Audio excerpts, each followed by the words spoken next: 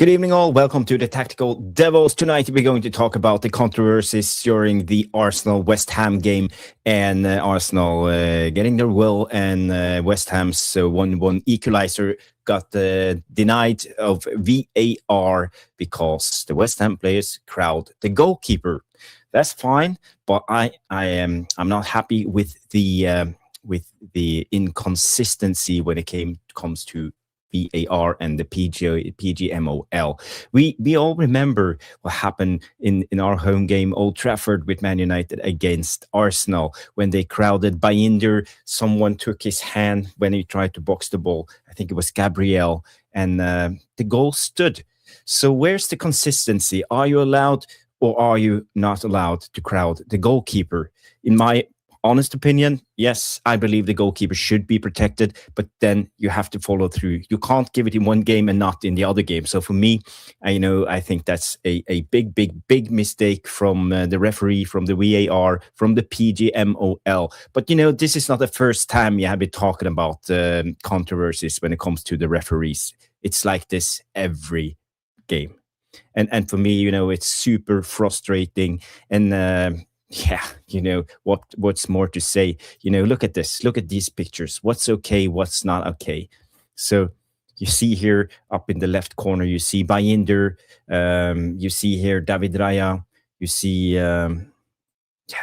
there's so many things that's okay according to Arsenal. But when it comes to the West Ham game, it's not okay. So for me, guys, girls, I want your opinion on this. I want you to give me your honest opinion about the referees in the current state in the Premier League. For me, I think it's a shamble. And in a way, it's ironic that Arsenal, boring Arsenal, top of the league Arsenal, the dullest team in the Premier League I've seen so far. They're not the worthy winner in my footballing brain, because I'm a purist. I love good football, and I think they have been doing this since game week 1 and getting away with it. So again, that's just how I feel. There will be other updates tonight. We will talk a little bit about Shay, Lacy. Apparently, the club is trying to send them on loan, and they're looking at championship options and League One options. League One. Why the F should we send Shay, Lacy to League One? I want to have Stu's take on that one. We also been linked to a couple of players. We have been linked to Cambiasso, Juventus, and Ferran Torres at the Barcelona. We will also go into that, and we will soon receive the Rasmus Højlund money. Also, we have to talk about Ederson. The Brazilian Atalanta player is getting closer and closer, and it seems like United are set on Ederson as the second choice midfielder. I don't know what's his role, if it's a DM or a CM or menu replacement or whatever. So, guys, we will talk more about it. I also see we have a super chat from Bilal. Thank you, Bilal. We will come to that after the intro. So, guys, smash the like, subscribe if this is your first time on the Tactical Devils, and Stu and I will be back after the intro. So, see you in a sec.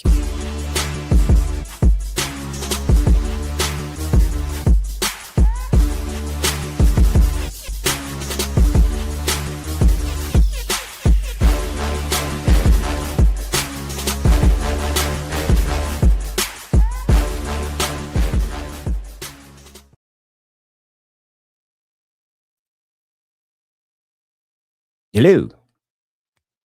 Hello. I don't know. I suddenly lost my sound, but now it's back. Welcome, people. Welcome to the Tactical Devils. Stu is finally back. I had to do yesterday's show all by myself. All by myself. Don't know the rest of the word. Sorry. Hey, why is everybody gone? Everybody's gone. There's nobody watching. Yeah. It's good to be back. Yesterday's show was me pissing and moaning and sulking for 1 hour and 15 minutes.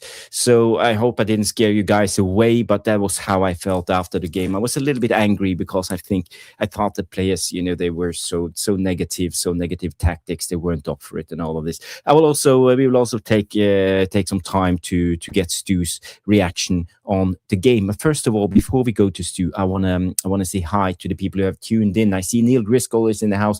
Paul, big up Paul Tobin. We have I am Titanium Bellal is in the house. We have Danny B coming in. Big up crew. Big up Danny B. We have others. Yes, a lot of people tuned in. A lot of John Edmund is in the house. Big up.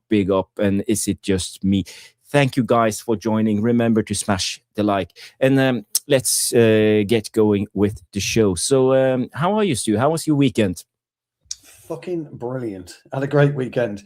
Way too many beers last night. Which is no good because I completely forgot we were playing this afternoon. So we couldn't get on the first pitch. We were playing this afternoon. I fucking forgot. Anyway, the mighty Tips and Time finished second. We didn't quite manage to get over the line and win the title, but we did draw 2 apiece today. So we've got a really good season, and we've got our quarter-final next week. So it was my own fault. So I've not long got back, hence I'm in a right fucking state. Although I do need a haircut. You're looking sharp as usual. I need a haircut, a big haircut. But what an interesting weekend in terms of football. Teams throwing stuff away, teams not looking bothered anymore. Villa clearly pushing everything towards the 20th when they play Freiburg. You've got Palace pretty much, I think, doing the same because they play midweek. I think is after the Freiburg game. And then you've got the Champions League. It's all very strange. The whole league is grinding to the biggest halt ever. You know, you've got West Ham in deep trouble now. I mean, they could be gone tomorrow night if Leeds don't get a result against Tottenham. Whatever happens, Arsenal now, you can officially say, got one hand on the title, although I totally agree with you, by the way. It's been the most fucking woefully aggravating potential title winning season. I mean, it has been fucking aggravating. You know, Arsenal just, I don't know what happened today. We were coming back and listening to it, and I just felt to myself, well, they clearly don't want to win the title because they're not doing anything. Totally strange. And then you got Liverpool being booed off again. You got Rob Edwards coming around telling the whole of the Wolves first team to fuck off. I mean, it's all happened, hasn't it, this weekend? It's always like this at the end of the season. There's so much controversies. Yeah, I think you're 100% right. And let's just get going with the show and the main topic, because, you know, as you said, there have been so much happening this weekend. We saw Liverpool drew against Chelsea, Fulham, 2 red cards in that game. Your man Anderson getting sent off, winning 1-0. Clinging on to that, they can even. I think there's a slight possibility they can go for Champions League spots if we get that 6th place. That could happen. We saw Man United yesterday in the snooze fest playing against Sunderland 0-0, 0 shots on target up until the 92nd minute. The Brighton winning 3-0 over Wolves, City winning 3-0 over Brentford. We saw today Forest Newcastle drawing 1-1 late equalizer from Forest. Palace to Burnley, Villa throwing the points away, and you know the biggest game of the weekend, Arsenal West Ham, and what a call from referee Chris Kavanagh in the 97th minute or something, you know, disallowing the West Ham equalizer from who was it, Callum Wilson scoring because West Ham crowded the goalkeeper. A West Ham player put his hand over Raya, another one pulled his shirt. Raya couldn't come up and claim the ball. And West Ham scored. So I don't know if you saw it, but it was very controversial because my honest opinion is yes. It's a foul on the goalkeeper. Yeah. But where's the consistency? How many Arsenal won this season because of this? Yeah. I was just laughing at Grace's comment. This is the shows. Forget the show. Yes. Yesterday, yeah. He's absolutely nailed the show in one hit. So I wasn't laughing at you. Look, 100%. I've had the chance to review the goal. I've had a chance to as you know, in between beers yesterday, me and Jarvis were talking, and I phoned him up. I said, "So I'm having a few beers," and he starts laughing at me over the phone, ladies and gentlemen. And then he said, "Oh, I'll only do a small show." I said, "You do that then, and we'll do a big show." 1.5 hours fucking later, which I found out this morning, he's still there fucking chirping. Ranting. But the interesting thing, I will come to yesterday's game in a minute. But I do want to. I'm glad you said it, because you're actually correct. By the letter of the law, that is a foul, and it's a foul purely because he's got his arm across Raya's throat, but he's not backing it. He's not doing that. He's not chopping him at all. But he's got his arm across his throat, and he was being pulled by, I can't remember who it was, as well.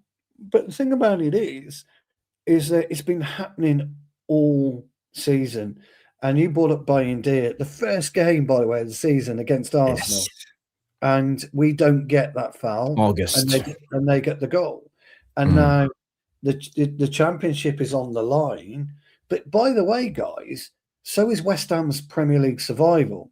There's not a question of just giving Arsenal the title. You could have just relegated West Ham today.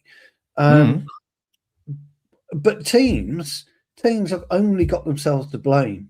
All of us, all the teams, except we don't do it, do we? We don't crowd the goalkeeper at corners. You've got Chelsea doing it, City doing it, Liverpool doing it, Arsenal doing it, West Ham doing it. You know, everyone's doing it. They're crowding the goalkeeper. And I've said to you a million times, haven't I, about when if they crowd Lamans, get in them. You know, don't stand on the goal line. Get in between them, because if you do get in between them, they are going to drag you down. That's what they do. But you know, and I know, by the way, I am going to mention the Rice foul, but it was a foul after Raya had been fouled. You got Rice pushing and pulling Ross, whoever it was, or is it Toledo? You've got him pushing and pulling him. So I don't get the consistency, and I've got a real problem with it now.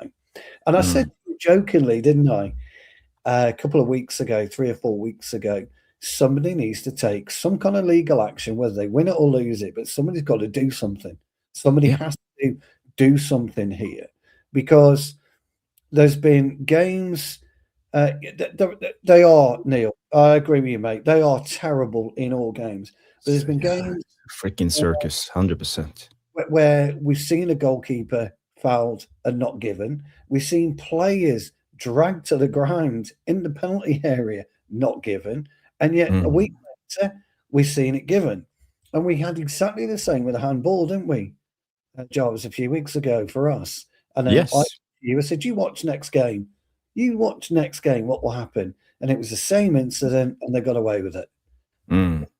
You cannot have a bunch of professional referees in the at Stockley Park looking at that particular game. They should get the last 2 games up where incidents like that have happened, and it's been, they've either got away with it, and they've got to start judging things on equal merit.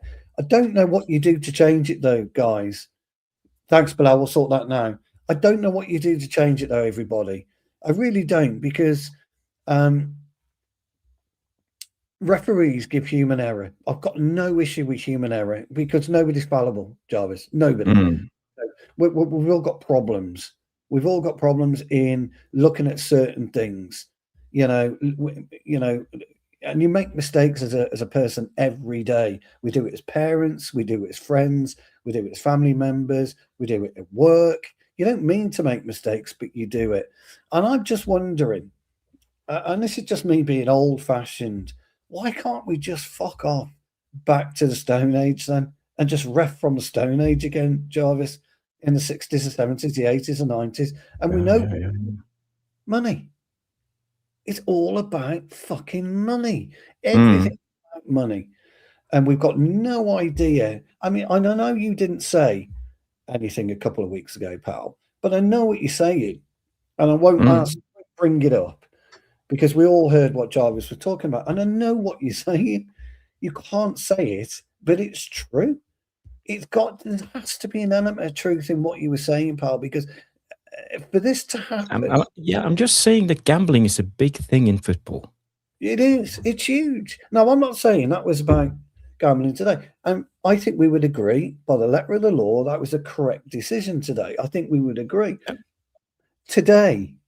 But we could probably, you could pull up 20 episodes throughout the whole season where they've got away with that, and the opposition. I showed you in the beginning, that 6, that's okay, that's okay, that's not okay, that's not okay, that's okay. So for me, I fucking hate watching football because I don't understand the rules anymore. I'm getting confused. What are you allowed to do? Are you allowed to crowd the goalkeeper? Are you allowed to be physical in football? What's a handball? What's an offside? Even marginal things. I'd like to bring up, and I'm glad you said what's a handball. Okay. Yeah. Now, the same player prior to that was on the floor in the penalty area. The ball hits his hand, but he's on the floor. Okay. Yeah. No problem with that. What could he do? And then he pulls his hand back, and as he goes to pull his hand back, he touches the ball. That's handball. The one where he's on the floor and the ball hits his hand, fine, no problem. But then he tries to move his hand, hits the ball. That's actually handball, and they get away with it. Again, that's all I'm saying. Not to talk about violent conduct, we have to bring up the Bruno situation from yesterday's game, and we can have a look at that one too, because we are talking about violent conduct all the time, and we've seen this so many times, and for me, it's a fucking travesty what's going on now in the game of football, because the inconsistency of. Is this the one you're talking about? Vicky's brought it up. Hey, Vicky. Yes. That's 100% Vicky, and look at this. She'll be happy now, pal. She'll be smiling. Vicky. No, Vicky. She likes Vicky. Vicky. So we all saw this yesterday, and the little doink in Bruno's face, and for me, how can they give violent conduct for everything else? You pull one hair of the opposition's head, and it's a direct red card in one game. 10 more hair pulls afterwards, it's nothing, and now we see this from on Bruno. It wouldn't matter for the game. It was in the 88th minute or something. We wouldn't have won it anyway. But, again, it's so freaking frustrating watching all these referees. And today, Chris Kavanagh, I think he was afraid. He was afraid not to give it because he knew it would have been consequences from higher up because of this. I believe so. And Darren England in the VAR, in the VAR bus, sat there for 6-7 minutes.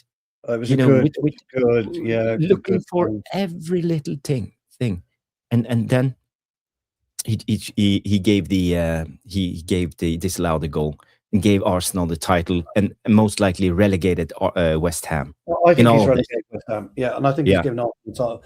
But agree on this particular one, he got it right, because you can't do that on you can't do that anyway on any player. Come on, Nerida. Can you? You can't do that on any player anywhere in the, And we had a couple of instances this afternoon, actually, with regards to going up for headers. Jarvis, I like to wrestle on a header. I've told you this before. You all know that. And I'm talking to and this guy's a bit taller than me, so I had no choice. I had to use his shirt for leverage. I just got no choice. And we're just laughing and we're joking about it. And he said to me, though, because I did it out towards the touchline on this particular one, but he did say to me, he goes, the funny thing is, it's not a foul or a free kick here, but he says in the penalty area, it's a penalty. We're just talking, through the game about what we don't understand still as footballers today about what's legal and what isn't legal. He's talking about, you pull my shirt, I pull your shirt, I don't care, you don't care, etc., etc., etc. We're then talking about, the positions. Yeah, come on, John. The positions on the pitch, Jarvis, on what's league and what isn't. Now that on Bruno yesterday was savage. That should have been highlighted this morning. Retrospective, red card, and banned for the last 2 games of the season and the first game of next. Yeah, you cannot it's tell a clear me, mistake. Jarvis, you cannot tell me that is that wasn't intentional, because it was completely. He did it purposely. So he did, and again, I don't want to know what went through his head, doing something like this when there's at least 30 cameras pointing at you in from every angle. You can't do something like that as a player, And Bruno, Bruno made a meal of it. He went down. He did everything he could to get the decision made. Did you see that in the Norwegian press this morning? That elbow, was it in the Norwegian press? No, not was it in the English press? No, I haven't seen it. I've seen it, and that's my point. So they've got away with it. They've got away with it yet again. These players get away with it. Look, I'm all for shithousery on a football pitch, Jarvis. I'm all for taking it that extra yards and doing everything you can to win that football. But you don't run alongside a player and elbow him. You don't do it. You shoulder barge. You don't elbow. It's a shambles. By the way, Johnny Commode, I sent you the link, and same goes for you, Nuruddin. Just check your WhatsApp, and you'll find the link, and you are free to join us. Let's play a little jingle for the legend himself, the big man. I am Titanium 4230, one of our most loyal subscribers of the channel, always coming in with a lot of super chats and support for the channel. Thank you so much, Bilal. You are such a legend. I can't say it enough. So let's play a little tune for him. And Stu, your glasses are ready. No, they're ready.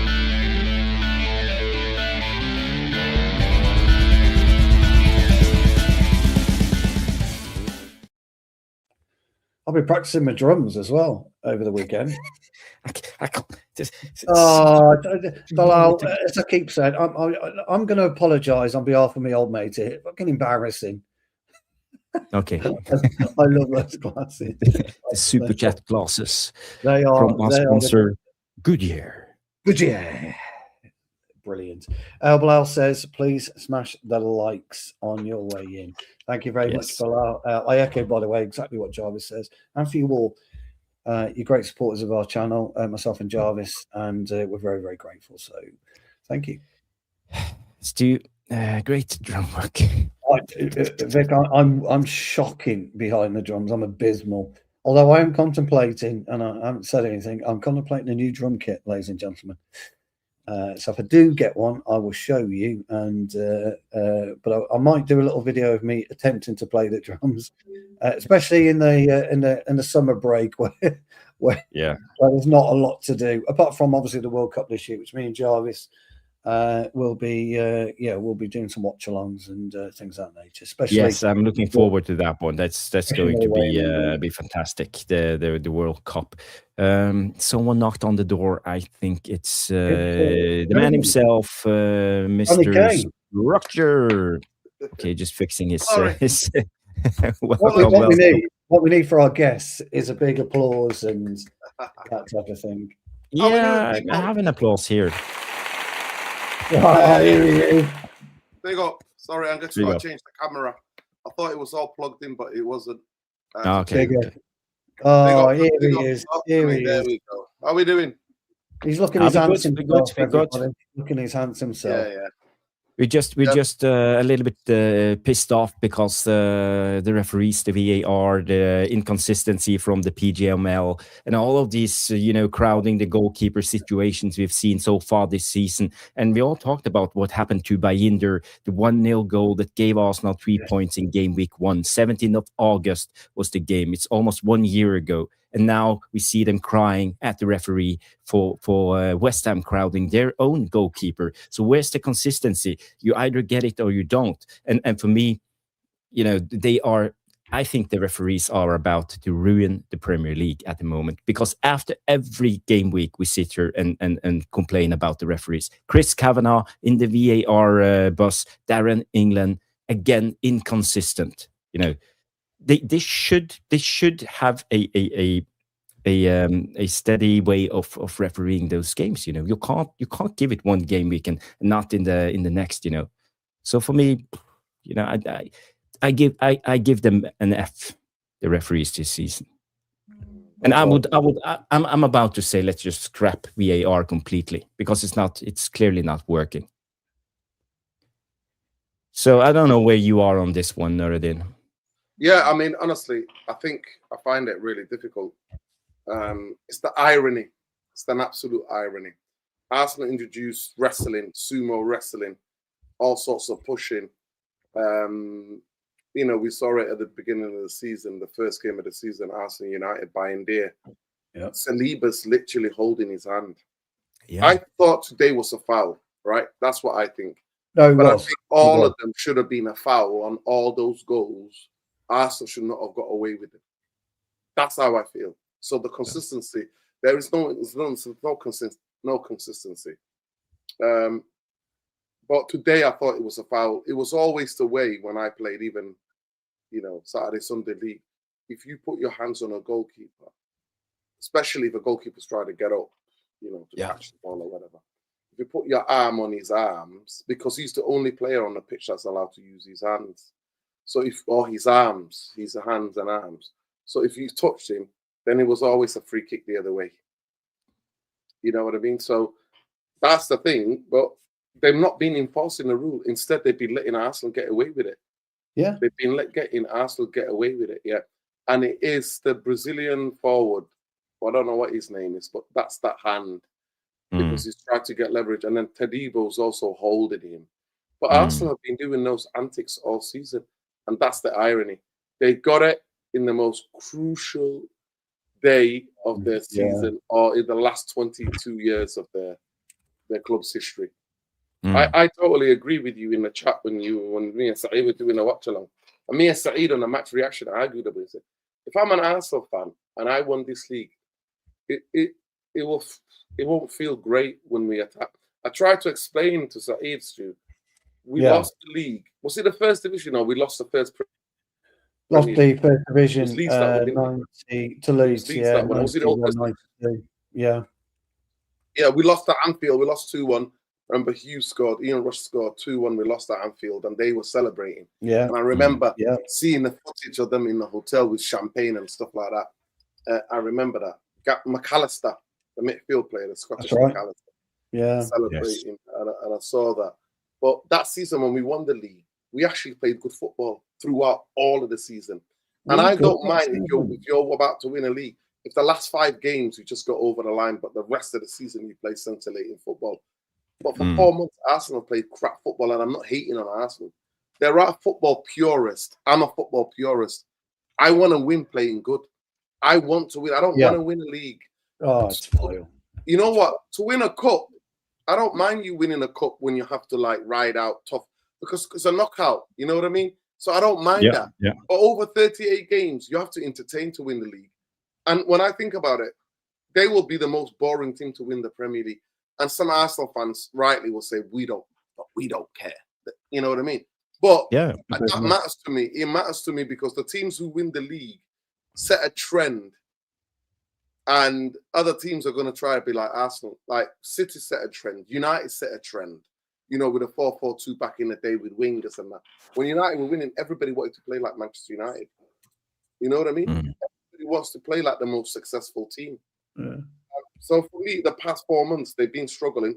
And I think their turnaround in some sense was against the City game. They went very open and all out with City. And I thought that was their turning point of the season. But before that, just winning by set pieces and just dull football. And that's how I'll remember. I'll remember Arsenal as a dull football. Do you remember, Nuruddin, when Leeds won the old First Division last time? Do you remember 91? And knocking on Gordon Strachan at the time, absolutely dominated the midfield with McAllister at that particular time for Leeds. The way that they played football, the way that they kept attacking. David Batty was in there, wasn't he? Yeah. You know, kicking off and stuff of that nature. And they epitomised what football was about. And I watched Brentford in the first half yesterday, and if you all noticed, they played a 4-4-2 system. First time I've seen a team actually go and play a 4-4-2 system. And they played well in the first half. They were played very well. Follow the back of the net. Organised, very organised. Thiago fluffed his lines a couple of times. Yeah. And then got out of sync in the second half after Doku scored because they were trying to get back into the game, and the floodgates then opened, didn't they? Phil Foden comes on.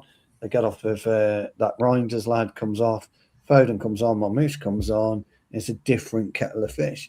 Now, when you look at the way that Guardiola's changed the way that City are playing, and Jarvis will know this more than anybody, they've almost taken probably the Premier League's sharpest goal scorer in Haaland out the equation. They're not feeding him. They're not utilising him. I know he scored yesterday, but he hasn't. And I know he's going to finish top goal scorer, but his output in terms of goals has been absolutely woeful the last 4 months in football, and other players are coming to the fore. And I think the biggest problem that we've got, and that other teams have got, and you're right about trend setting, Nuruddin, because I'm going to refer you now to what a City started doing on corners. What have Liverpool started doing on corners? They've all copied Arsenal's, West Ham, Wolves. They've all copied Arsenal's system, and it's become more and more boring. Long throws have come on because suddenly the lad from Sunderland, Cody, started it. Bang. Yeah. Throw it. And all this is happening, and coaches are looking at it. So I was quite refreshed. I know Brentford got beat yesterday. I was quite refreshed to see a coach say, fuck it. We're going to go back to what I know might work against City. And it did. It stifled them, completely stifled them. And I don't think we've got enough coaches who've got the balls to do that. And this is my worry moving forward for us if we go ahead with Carrick. We were. I mean, I don't know how to describe yesterday's game, to be honest. I really don't. Well, I know we got the draw, we got the point. Villa and Liverpool are pretty much handed us third place. I think we can all agree with that. I mean, fuck me, Jesus Christ. This reminds me of the Carrick. This reminds me of the Carrick. Not the Carrick, the Ten Hag season when we limped into third, and we finished third, and then the next season it all went tits up. I mean, in terms of the decisions and the way you play football, it's just it's crazy what Arsenal have been allowed to get away with, and how they play the corners, and what everybody start copying. You know what I mean? Everybody started to copy Arsenal in terms of the way that handling this kind of UFC. I call it like it's UFC. It's like it's so bad that Brighton have hired, right? Get ready for this, a professional UFC, right? German UFC. I saw that. Person. They've employed that so that he can teach them how to be physical, how to get in front of people. And guess what? Brighton have conceded the least from corners. You know what I mean? This is how mad that's getting. Brighton have employed a UFC fighter to coach them with the way they do. That's what I'm saying. And that's what Arsenal have started. So for me, it's not, you've not moved the game on. There's no innovation. You're basically taking the game back into this kind of mad wrestling, sumo wrestling inside the box. And the rules are there, by the way. The rules are clear. It's just that the Premier League this season, for whatever reason, have not decided to use to follow the letter of the law. They've not done that. They've let it carry on. And it's just an irony, like I said, the irony of the team that scored the majority of goals this season from corners and who have grabbed people, who have pushed, made it so difficult for goalkeepers, and now getting the decision right because of VAR. What about Anyway, City what about just before you come in, Johnny? What about City yesterday? Surely there's an argument for one red card, possibly two red cards. Bernardo Silva with this. Yeah, Silva with that, and then Nunes wasn't it with the push? I mean, it's a blatant fucking push in the penalty area, and he's the last man. It was a blatant push, and he got swept under the carpet. Oh, what is going on? Well, I think but before we go to Johnny, I just want to conclude a little bit when it comes to this, because I think VAR in a way, and the referees are painting themselves into corners all the time by making wrong decisions. And their problem is their pride, because every time they make a mistake, they double down and they paint themselves into a corner, and then they meet themselves in the door again because they can't. They are trapped in their own madness in a way. And we've seen this over and over again now with the hair pulling, for example. That's a thing, they painted themselves into a corner, stating it's violent conduct all the time. But clearly then people have their eyes on hair pulling, and you can see hair pulling in every game. Every time the striker backs into the center back, there are some pulling of hair, because you have to have your arms somewhere to push them away, because the strikers nowadays are big guys, 6'2", 6'3", strong balls just slamming into you, and you're not allowed to use your hands, and especially if they have long hair, dreads and all of this thing. And again, VAR painted themselves into a corner by this, stating all hair pulling is violent conduct, ergo it's a red card. So again, we see the inconsistency because they double down on their own mistakes. So yeah, that's just my personal thoughts on this one. Johnny Kermode, welcome to the show. So how do you feel on the current debate? Yeah, it's been poisoning football for the last 5 years or so, hasn't it? And it doesn't seem to be getting improving. In fairness, they did get the decision right today, and I think they would have felt the pressure to get that call right, because they know it would affect both ends of the table, respectively. So, personally, I didn't mind them taking their time to make the decision, and in the end, they did come to the right decision. But as it's phrased, Arsenal in particular have been getting away with that kind of thing all season, namely the first game of the season, Bayındır, everything.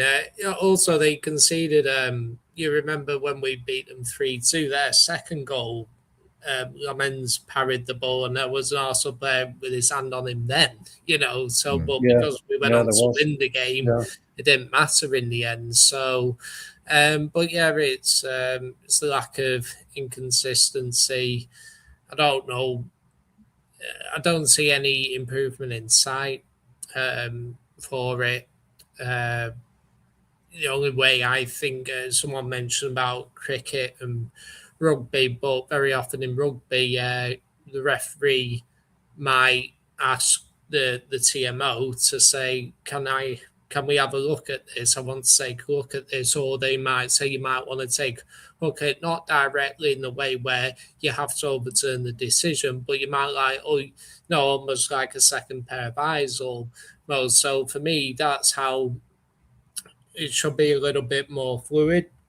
Or what you could do is, like in cricket, for example, each team gets 2 or 3 reviews per innings, and if you get the wrong decision, you lose review. Maybe you have to look at a scenario where you give teams like 2 challenges in a match, for example, where there would be a penalty or a red card or something, where they say to the referee, we want you to take a look at this. So that's the only way I can see it working, but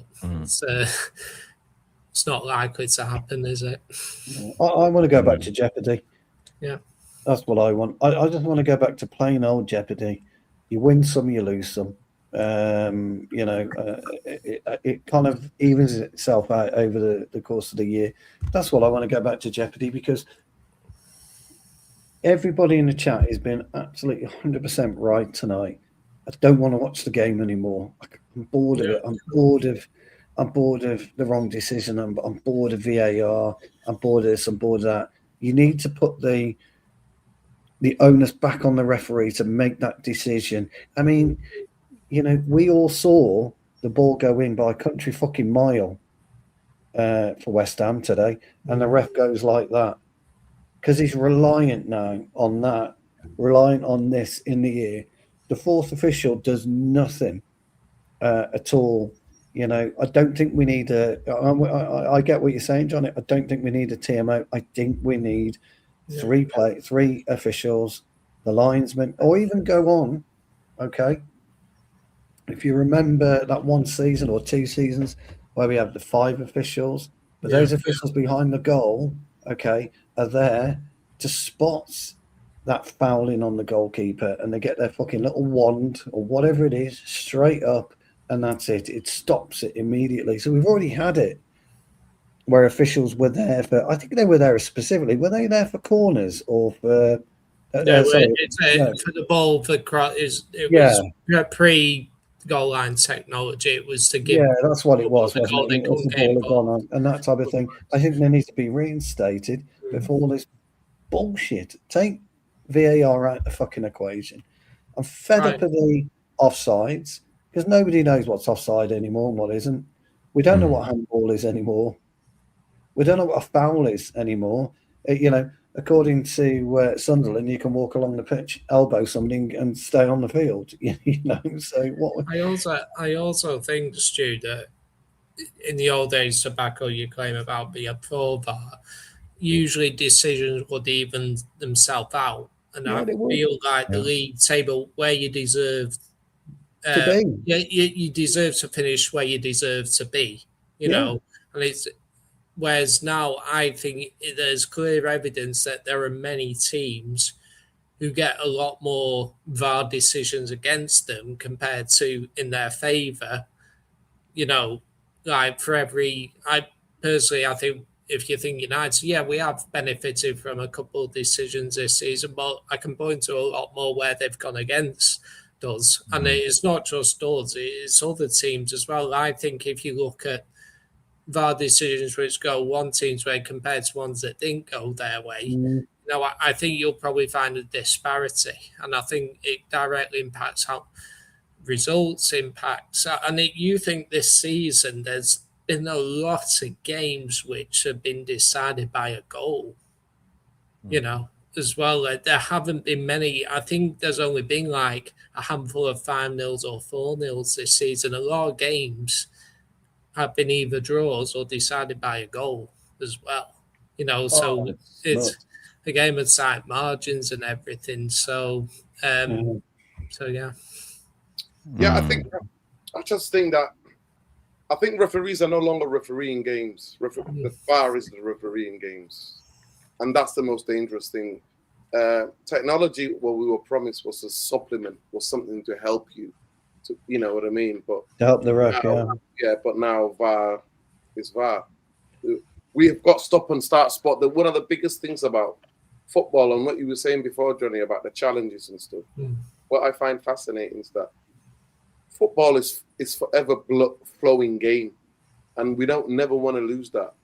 Basketball, like cricket, rugby, it's a stop and start. You can stop and start those type of games, but football, why we love it is the intensity and the speed which is played at for the 90-something plus minutes. And you saw it today, it took 5 minutes.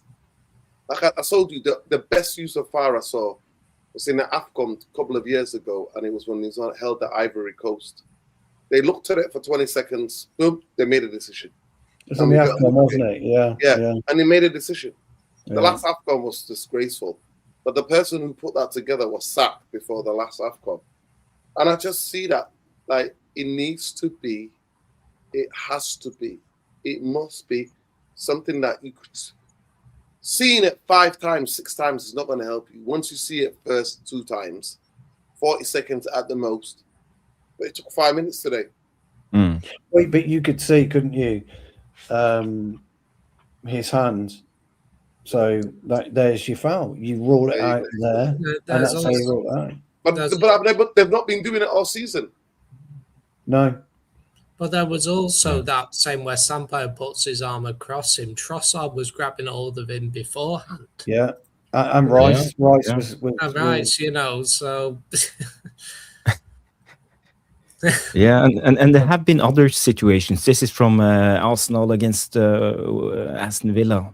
See Gabriel with his elbow up in Martinez's face, and this was given. This was given, and we all remember this one with Bayındır, and clearly, you know, he lifts up Bayındır's arm and stops him in punching the ball out, and that goal was given. So again, you know, we struggle so much now with all of these inconsistent situations. I mean, see it over and over again. So again, what is the referee supposed to do? Let's say the season is ending right now, Stu, and you were head of PGMOL. How would you fix this? Because something has to be done. They won't scrap VAR. We know that's wishful thinking. So how do you fix it? They won't scrap VAR. You're absolutely right. My recommendation would be to go into the Premier League and to get, and it's been said a million times, I agree with it, and to get foreign referees in, get referees on from a different country that maybe aren't playing that weekend and are FIFA and UEFA registered. So we've got a pool of referees that the FIFA have taken to the World Cup. I don't know how many English referees are going. I would imagine Anthony Taylor's going there and probably Michael Oliver, but I don't know how many English referees are going. And I would utilise that. And I would make that very, very clear, because we cannot trust these. By the way, the PGMOL needs to be disbanded. Sorry, I meant to. That needs to be disbanded completely, and the Premier League need to oversee the referees moving forward. The PGMOL needs to go. It can't be a separate organisation. No. And the Premier League needs to. Should Howard Webb resign? He should resign. You can't. Unfortunately, you can't get rid of the refereeing pool because we need them. You can't do that. But the problem is, if you don't use Howard Webb, who do you bring back in that's going to do it? Now, we all knew Clattenburg. I think he's the one. He was the best referee out there at this time. You could bring Clattenburg in, but power changes people. The money tap that gets turned on when you get to that level changes people, and it doesn't get switched off. This is the trouble, and we've seen it. Remember Infantino when he came in? Everybody was delighted with him. No more Sepp Blatter.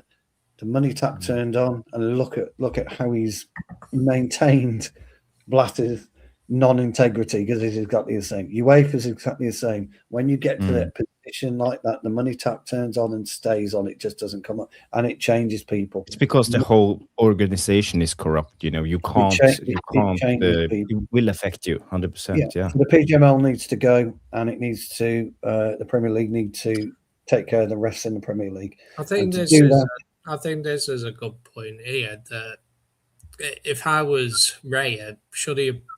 It was a foul, but did he get away with trying to catch it? Shouldn't he just punched it?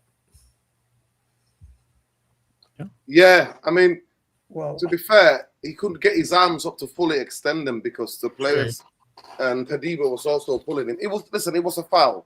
It was a foul, but they've not been giving it all season, and then they give it now. Like that's the biggest thing. That is the maddening thing about it. In the most crucial game, in the most crucial moment of the season, and what it could mean for West Ham, and what it could mean for Arsenal. So that's the point. That's why it's frustrating as fans. You know, I remember Drogba scored the offside goal at Old Trafford. I remember Scholes scored an onside goal against Porto at Old Trafford. Not given. Not given. So, but we took it.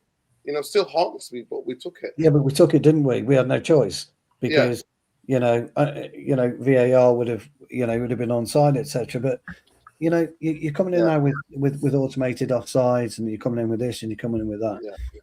And the referee, somebody made a point actually. I don't know who it was about the referees, sponsored shirts now, and this and that, and they're trying to become as popular as the players are. The referee was always there to be as impartial as it could be. Get in there. He's going to make an error. He's going to make 2 errors, 3 errors in a game. It's going to happen. It's life. No, and I've got no problem with that. But you can't go on with the PGMOL. It's got to go. It has to go. I don't know what the turnover of the PGMOL is and how they make the money, how they're funded, whether the Premier League or whether it's with the FA. But it's got to go. And there's got to be better consequences, bigger consequences. You make a decision that is incorrect, and it's done this. You don't ref for 6 weeks. You don't get paid for 6 weeks. There's got to be. Bearing in mind, you have to bear in mind, guys, that these referees, they're earning up to £200,000 a year. 200, just like that thinking, guys. £200,000 a year to do that, plus their FIFA money and their UEFA money. If they're doing Champions League and they're doing World Cup, and they're doing Africa Cup of Nations, they're doing the women's. Well, they don't do the women's, do they? The women's game's got its own problems, hasn't it, John? With refereeing, I mean, it's fucking terrible. Yeah. But this is particularly bad, and you've got to disband the PGMOL and you've got to bring it in house. Yeah, the issue with the women's game is that a lot of those referees aren't earning those kind of incomes, and they might earn a bit of money, but they're not. A lot of them have these jobs, have other jobs outside of football, and therefore they have to train. They don't have the time to train and everything. You don't have VAR in the WSL. And there's many shocking decisions every week. But in fairness, they don't have the time to practice. They're not full-time professionals in the same way Premier League refs are. Whereas, we have fully trained, paid professionals. And it's just like referees rely on the VAR to help them out. And VAR is not wanting to overturn the decision, in a lot of cases. So it's a bit like that. There's not any real trust there, I don't think. No. Good night, Vicky, darling. See you soon. By the way, before Vicky leaves, she left a question for you guys. So let's just do this before Vicky leaves. Vicky. She won't like Vicky. Wiki. So Stu, care to read out Vicky's question? And John, you can answer if you like, Pam. Wiki says, not Vicky, but Wiki. Question. I know he's no longer at Forest, but our Premier League teams all going to have to get a referee analyst type of person. So she's talking about bringing somebody who analyses the referees. I thought it was a terrible idea, but PGMOL do need to be challenged. Great question, Wiki. John. I mean, may be worth that. I mean, like when you use Keith Hackett on, and like when he was in charge of referees, he used it when meet up with, like Sir Alex Ferguson, Arsene Wenger, people like that. If they had a grievance against a couple of decisions which didn't go their way and everything, and I think it will be helpful to maybe not appoint someone, but just get the opinion of, what the PGMOL perhaps needs to look at is someone who has an experienced referee who, Premier League clubs can go to say, we want to question some of these decisions, why they went against those, why is this compared to that? It's about accountability. And I think the other issue with PGMOL is that they're not willing to learn the lessons. I'm sure they have discussions about getting decision accurate, but it doesn't seem to be that referees get punished, like if they do wrong, and whenever a manager says, oh, it's a disgraceful decision, they'll end up with a fine and a 2-game ban, for example. So for me, I think it might be worth having someone that not who directly works for the club, but someone who you can go to explain like what rules are, why that decision was given, but also the PGMOL has to be more open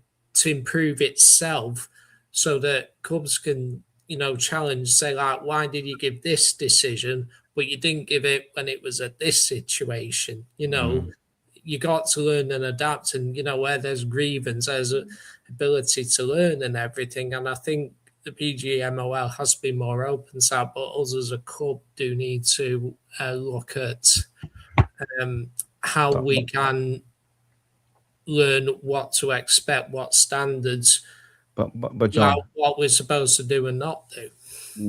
I just want to add something, John and Johnny, when it comes to this, because we remember after last game when Sesko scored that goal that touched the tip of his finger. PGMOL came out 5 minutes after the game with an apology. So the error had been made, yeah. And that's the only time I can't remember them doing anything like this. And they made so many wrong decisions, but always us. It's always Man United. And it's like they are excusing themselves because they gave Man United a wrong decision that gave us an advantage. Yeah. And they try to punish us. And this is my problem with VAR, because the inconsistency is one thing, but it seems like we are the only one getting punished all the time. With Leacha and all of this. We remember the Casemiro choke was barely a choke. And there's been so many. The Bayındır in the first round and all of this. And every time we get an advantage, let's apologize. And for me, that's the thing. I mean, that Sesko handball was, I don't know, because I obviously watched in the US. And in fairness, I don't think it was necessarily the wrong decision, because based on the angles, you could not be 100% it's impossible. But when you got the close-up camera shot, the microscope one, we didn't see that until 5 minutes after it happened. So did they have access to that at the time? If they didn't, then I don't see how it can be the wrong We didn't see it in the UK. We didn't see it in the UK, No. John. And I know Jarvis didn't see it in Norway. And the other factor is that if they disallowed the goal, they probably would then have to go back a few seconds before to when Curtis Jones pulled Sesko back when he's through on goal. I know. So Liverpool can have their grievance, but ultimately your alternative is we get a penalty, they get a player sent off. So if anything, they should be grateful that decision was given in many ways, in my view. I mean, don't forget, by the way, it was Woodman, wasn't it? It was in goal. It wasn't Mamadashvili, was it? It was Woodman. Yeah. Woodman. Yes, to Liverpool. He pushed it onto. So, what can you do? I mean, I think that's I know it technically shouldn't have been given, but you can't, unless you punch the ball in, if it just brushes your arm or your hand, I don't get how he's not controlling the ball with his fingers. So I remember a few years back, I was at when Middlesbrough knocked us out the FA Cup. And one of their players had their arm out like they controlled it and they passed it to their player. So the rule was that he handballed it, but because he didn't score the goal, he passed it to another person who scored. Yeah. That's what allowed the goal. Whereas if he had controlled it and he scored, it would have been disallowed. Nobody knows, John. We were talking about, me and Jarvis were talking about earlier, that if you saw in the West Ham game, the player that was on the floor, when the ball was kicked towards him and it hit his hand, not a handball. But then he tried to move his arm out of the way, and what did he do? Handballed it. Touched the ball, He touched the ball with his handball. Nothing. Absolutely nothing. That's why Arsenal are going nuts. I don't understand the rule anyway. So for me, was it a handball? That was ball behind that one, Sean. But then when he tried to get his hand out of the way, he literally touched it. He touched it, and that should have been a handball. But anyway, it is what it is. Yeah, it is. It is what it is. Guys, a reminder, as Stephanie said, please smash the like, people. We have 30 likes, 115 people watching on both X and YouTube, 35 watching on YouTube at the moment. So guys, if you haven't, do us a favor, smash like for the tactical devils. Yeah, and let's just go to the next topic. We have spent enough time on the referees. Actually, they don't deserve this kind of publicity. All this, someone mentioned we all get used to the names of Chris Kavanagh and Darren England and all of them. They don't deserve the don't talk about it anymore. Publicity. Yeah, that's true. Today it came out that Shay Lacy is going on a loan next season, most likely. And the reports that came out said Shay Lacy, let me just bring it up for you to read. And there was one line that made me think, because this came out. Let's just bring it up here for you guys to see. Oops, what's going on at the stage? Manchester United are reportedly ready to send Shay Lacy out on loan this summer, and a queue is beginning to form. So a number of Championship and League One clubs are believed to be interested. And for me, League One clubs, how is Shay Lacy going to develop playing League One football? We've seen his talent. He played in the Premier League for Man United. I think he had really good cameos, and we can see there's a player in there. And for me, League One, that's a joke. That's a joke for me. I don't know. What's your thoughts? He needs 6 months away from the club, I think. I'd agree with that. Championship, I don't mind League One too much. Depends where you go. If you can go to a footballing League One team like Leicester, wouldn't be that bad. And we forget that Leicester are in League One, by the way.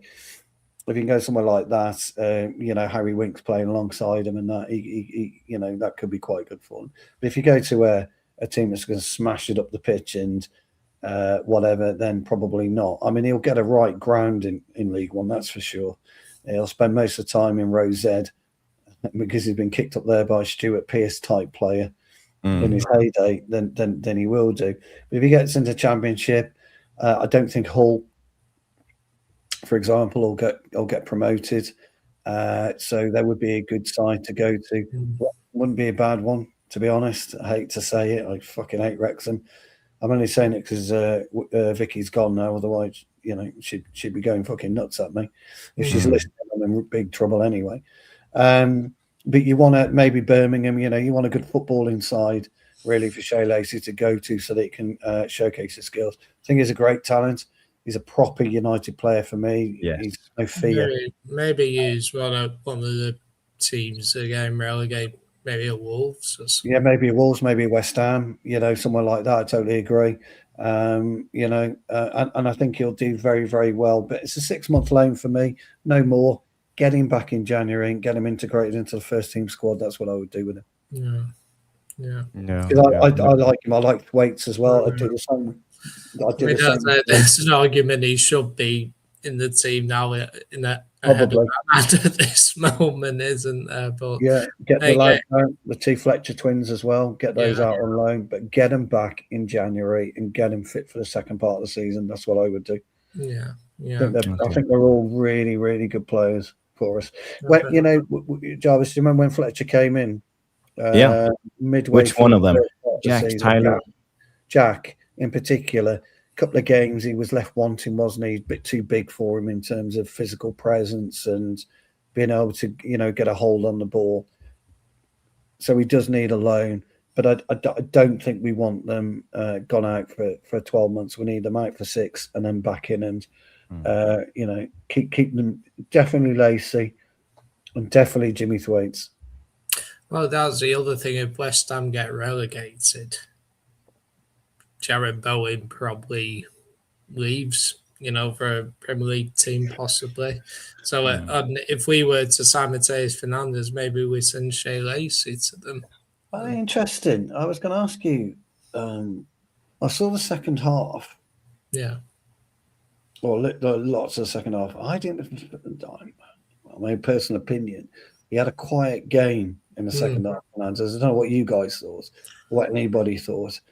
I thought he had I think he was trying that. Well, they were just giving the ball to him. I mean, he did have that great chance, didn't he?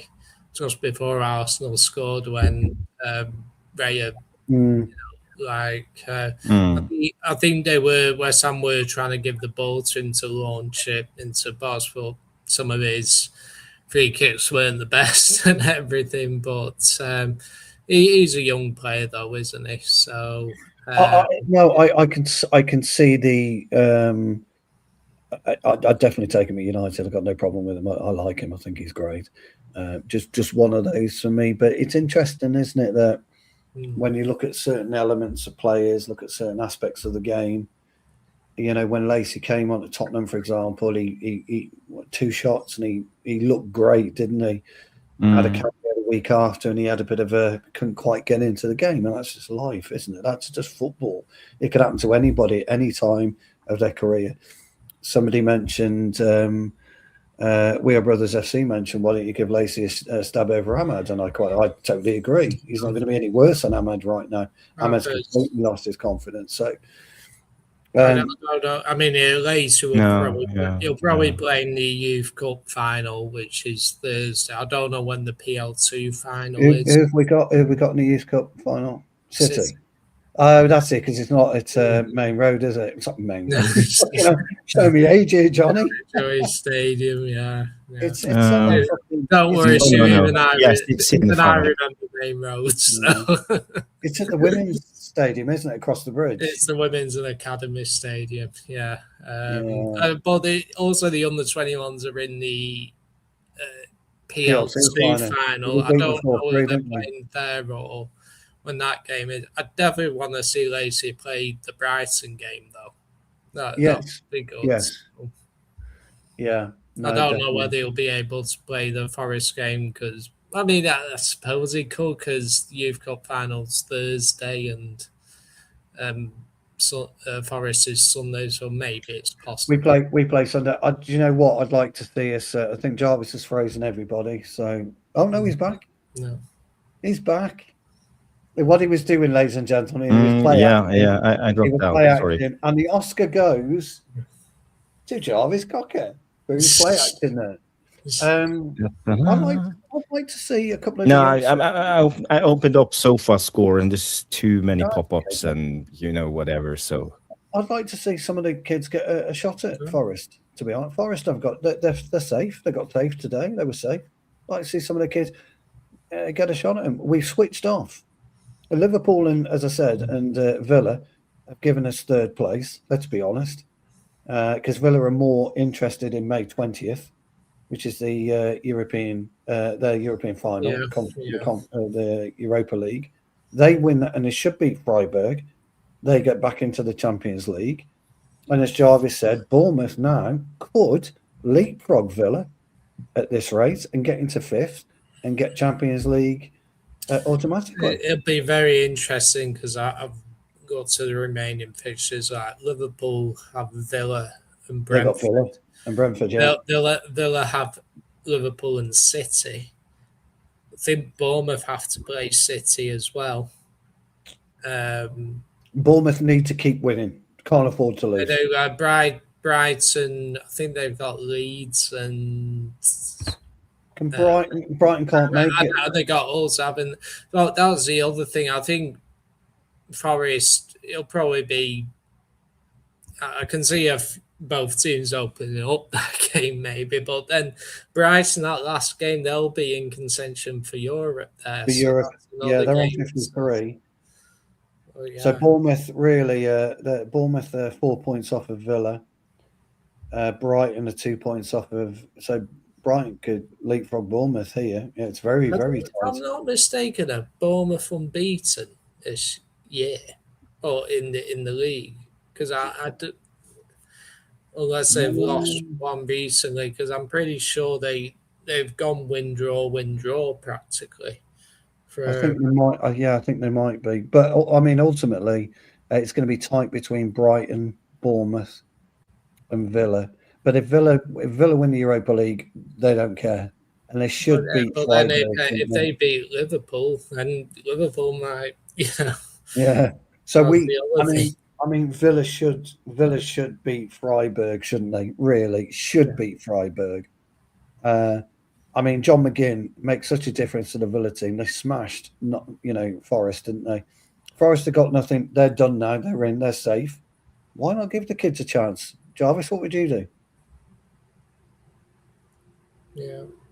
Jarvis? I don't know if you can hear me. I'm breaking up. Yeah, we Something can is now. going on. Yeah, we can hear you, pal. Don't panic. Yeah, we can hear you. I was saying, would you give the kids a chance? Thank you. Forest?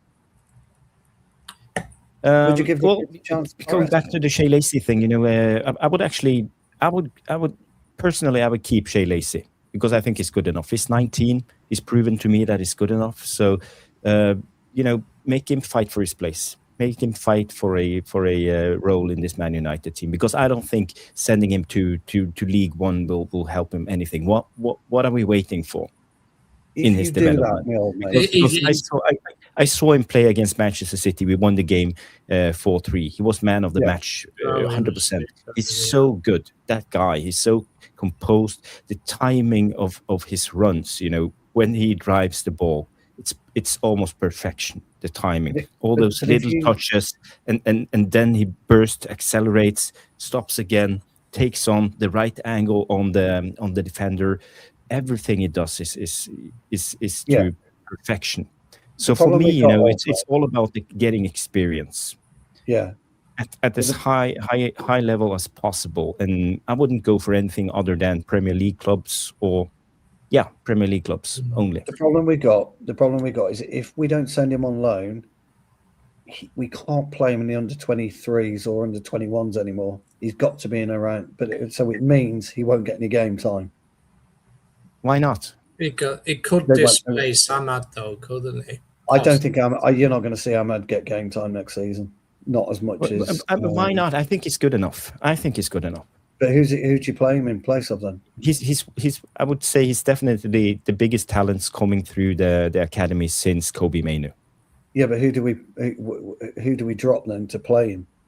Well, as far as we know, we only have one striker. So Mbeumo have to play striker every other game anyway. So you know, if we're going to rest anyone on the right hand side, you know, Bruno and Mbeumo can't play on the right hand side one game and then striker in the next game and the right hand side, and you know, you have to rest sometime. But I don't want to play. You see, I don't want to play. I don't want to play three up top anymore. I want to play with a single striker, 2 10s, and that's when I want to play Bruno and Mainoo. And Carrick is staying, so we know we are going for a 4-2-3-1. It's not going to work. It won't work that whole season for us next year. We both know that, pal. We want. Well, we're also in Europe. So it'll be a lot more squad depth as well next season. Yeah, I would keep him. I would keep him as We Are Bottlers FC says, keep him as a rotational winger. We Are Bottlers. Yeah. Is it Arsenal? I'm sorry, mate, if you are. I apologise. We Are Bottlers FC. Great name. But you know, yeah, he's quite small, but he's strong. He's strong as a bull because he has the perfect balance. And you don't have to be to be a winger. You don't have to be as physical as the other roles. And he's bigger than Ahmad, for sure. So again, I see no problems. I would rather keep him. And also, I always believe that there's always room. You can always find a place for quality players. We will see more now in the friendlies during the summer, and hopefully he will fight for his place. So no loan for me when it comes to Lacy. But we have other youngsters. I'm Vicky, by the way. Jared Bowen's comments. I 100% get what you're saying. I do.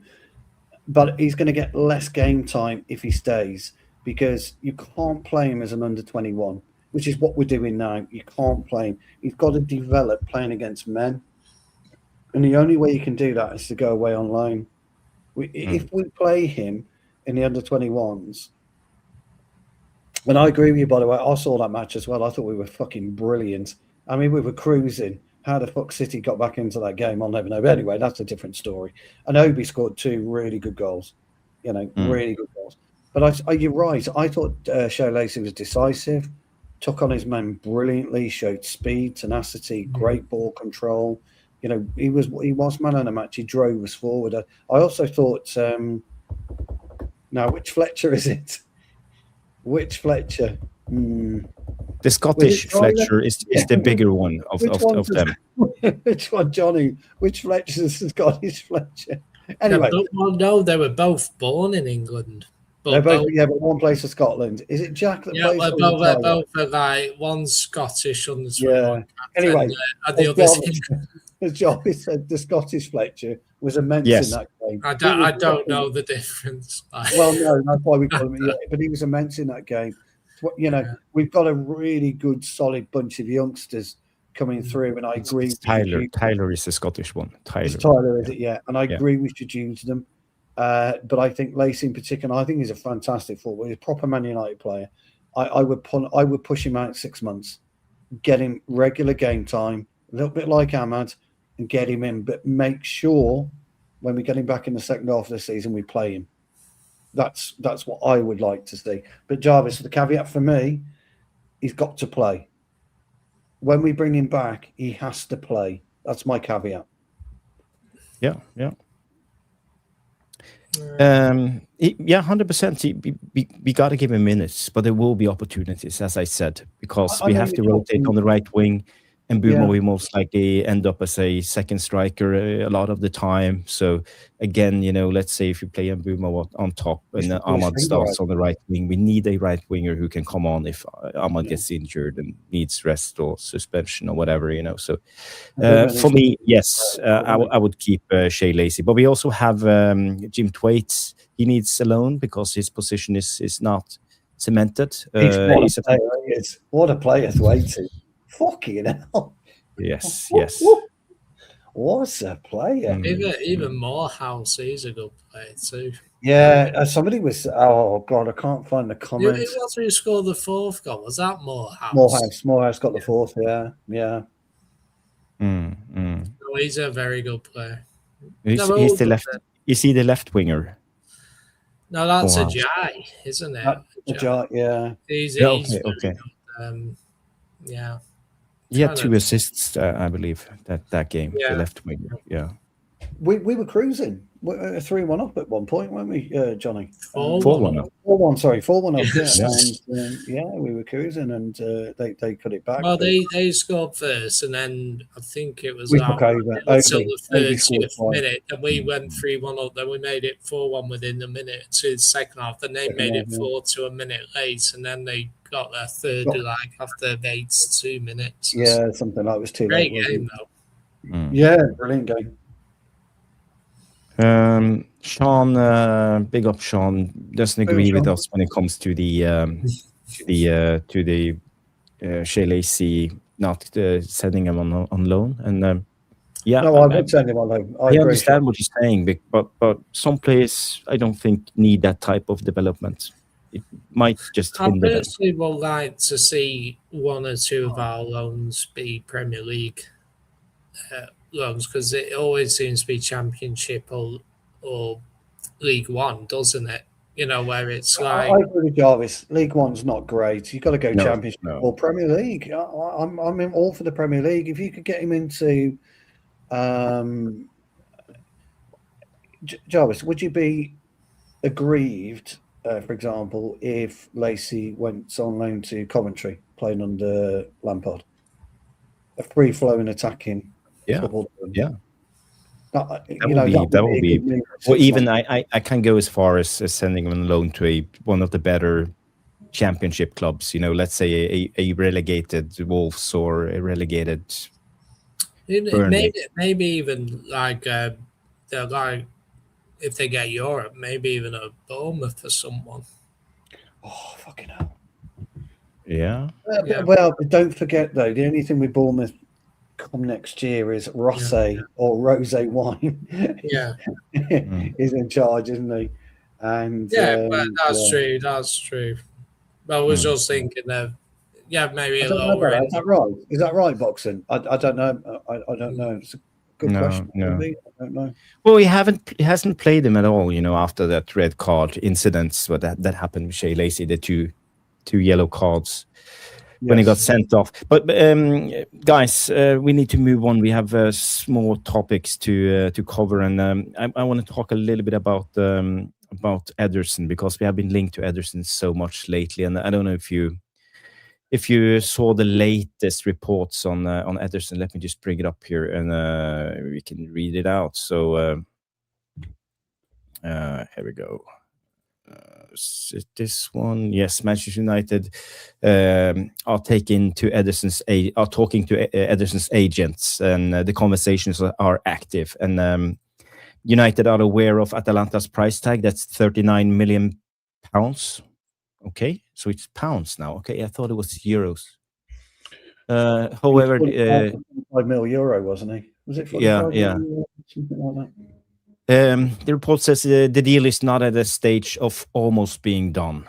There's at least 5 to 6 midfielders under consideration for United, and Ederson is not the only one. This came out from Fabrizio Romano, but there have been so many reports this weekend talking about we have agreed a deal with personal terms and all of this with Ederson. So are we looking at Ederson seriously and thinking he could come in and replace Casemiro, or is he a backup to Kobe Mainoo? This could well be Manchester United acting like a semi-serious football club. I'm not going to go the full-blown serious because we know what these clowns are, and that is anyone with a brain would get players lined up and agree personal terms. So if they don't get who they want, they can pull the plug immediately and get Ederson through the door. I think we're 2 years, 3 years too late with him, Jarvis, Johnny. I think fabulous player a few years ago, still a very good player today. I just think we're 2 or 3 years too late. But if we, and I agree, I think he is probably lower down the list, 4 or 5, rather than our top 3. What I'd like to think, and it did well for us, by the way, but I mean, it's a good price, Jarvis, Johnny, and I think the price is agreeable, isn't it? But yeah. I think we're 2 or 3 years too late for me on this one, Jarvis. I think there's some truth in it, that's for sure. I really think there's some truth in it. But if that is the case, I would like to think we're still going to employ 2 or 3, 1 or 2 others as alongside Ederson as well, whoever they may be. Yeah, that's just my opinion. I echo your thoughts in that regard. I personally think that. I mean, I don't. I know he's a player we've been linked with. I haven't really seen a lot of him because I don't really watch Serie A, to be honest. But for me, like, we need 3 midfielders, and we need our Premier League proven and everything. I'll be back. But I also think that we need at least one of our signings to have a bit European experience, like maybe Champions League experience. You know, just because for me, if you're going to sign 3 Premier League proven midfielders, if you look at the players we're in with Belabor, Alex Scott, or Mateus Fernandes, these are all young players, and they're Premier League proven.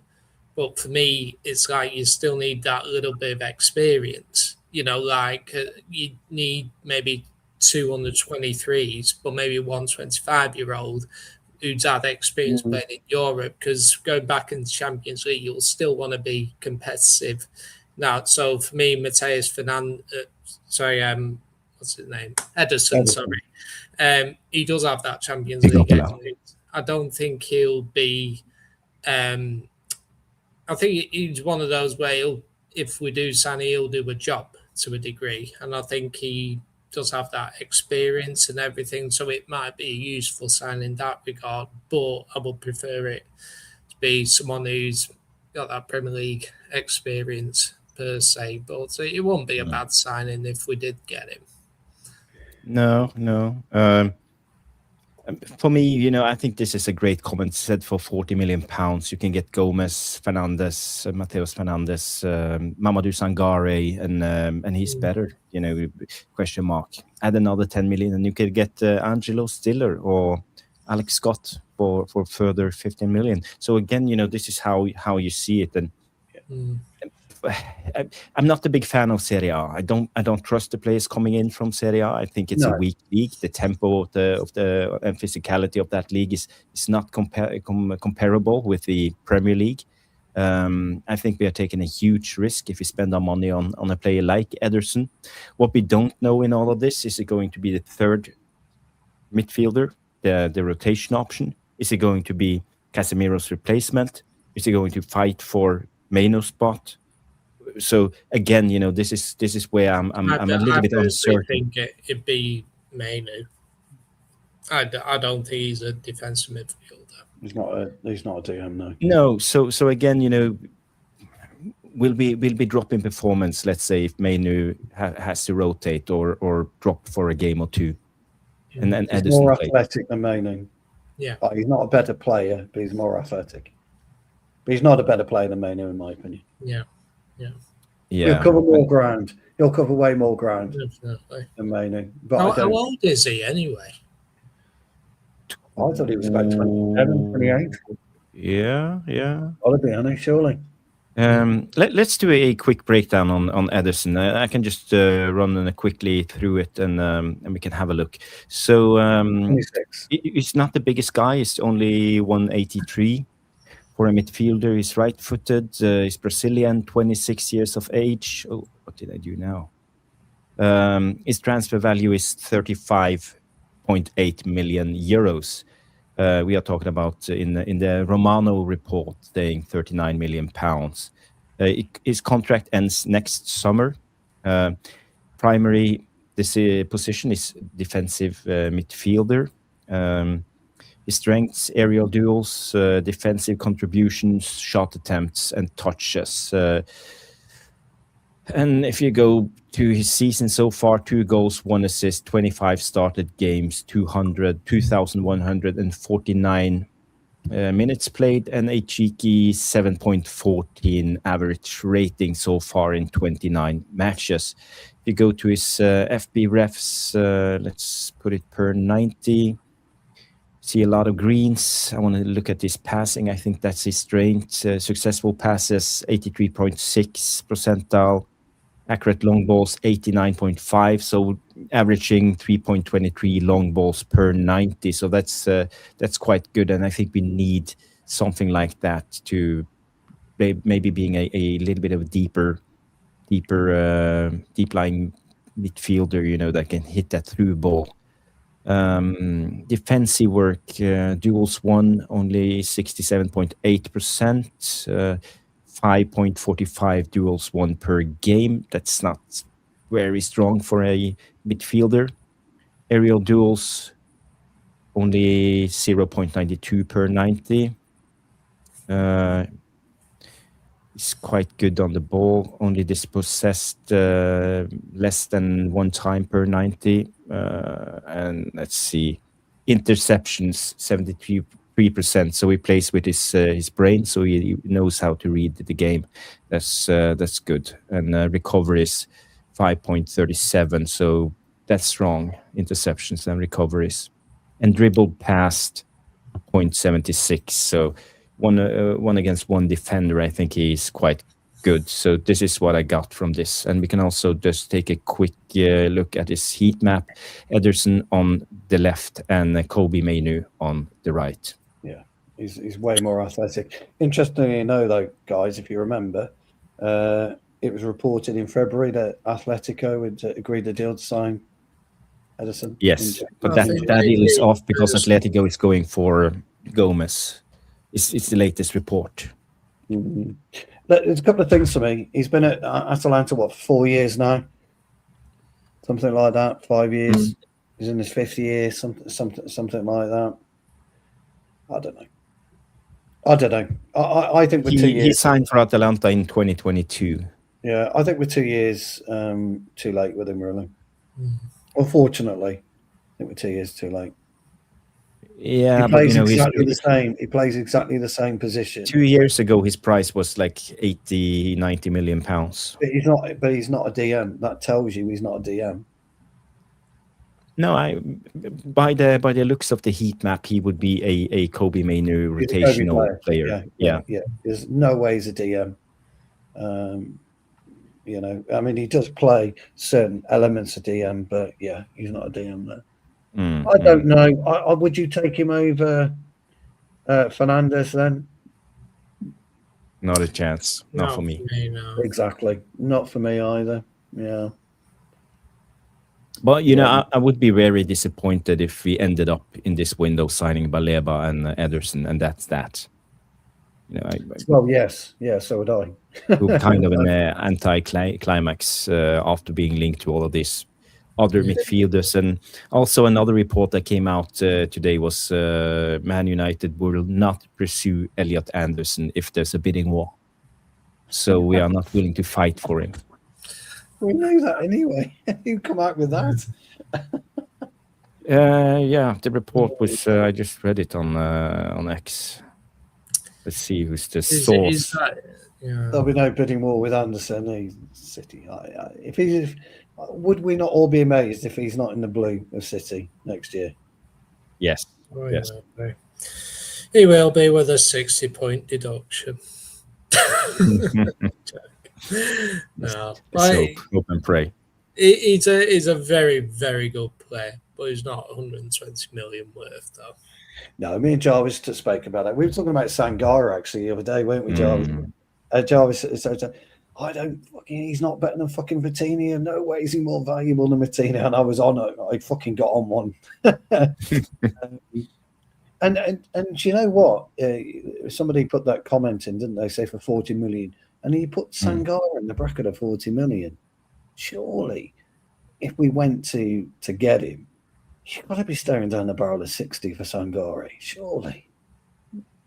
Yeah, I think he's like one of those hidden gems right now.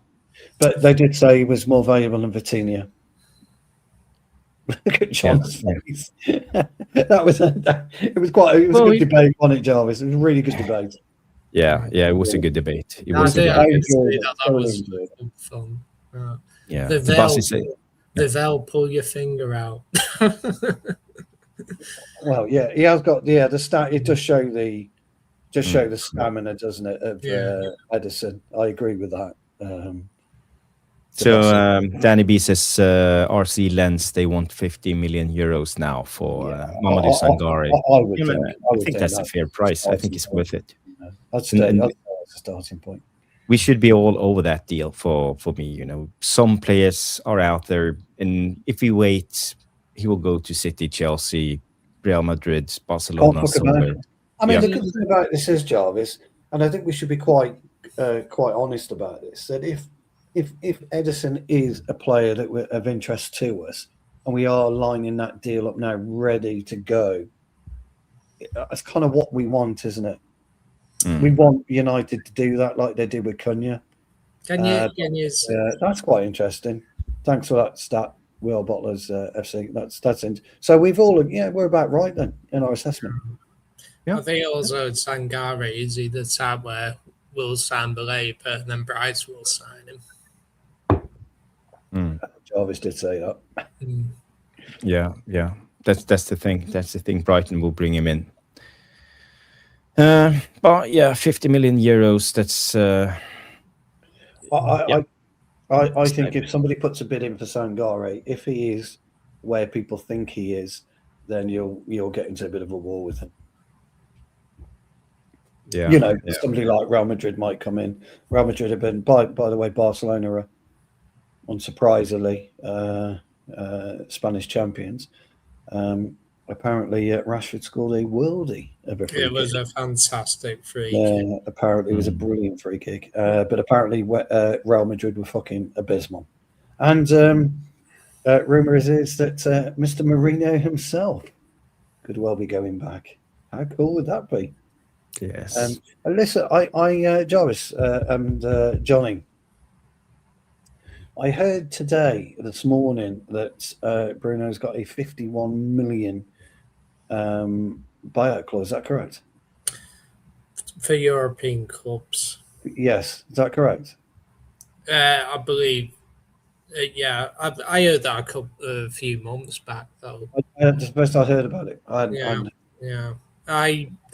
I think because we got Champions League football, we'll probably stay though. But that has been a rumour.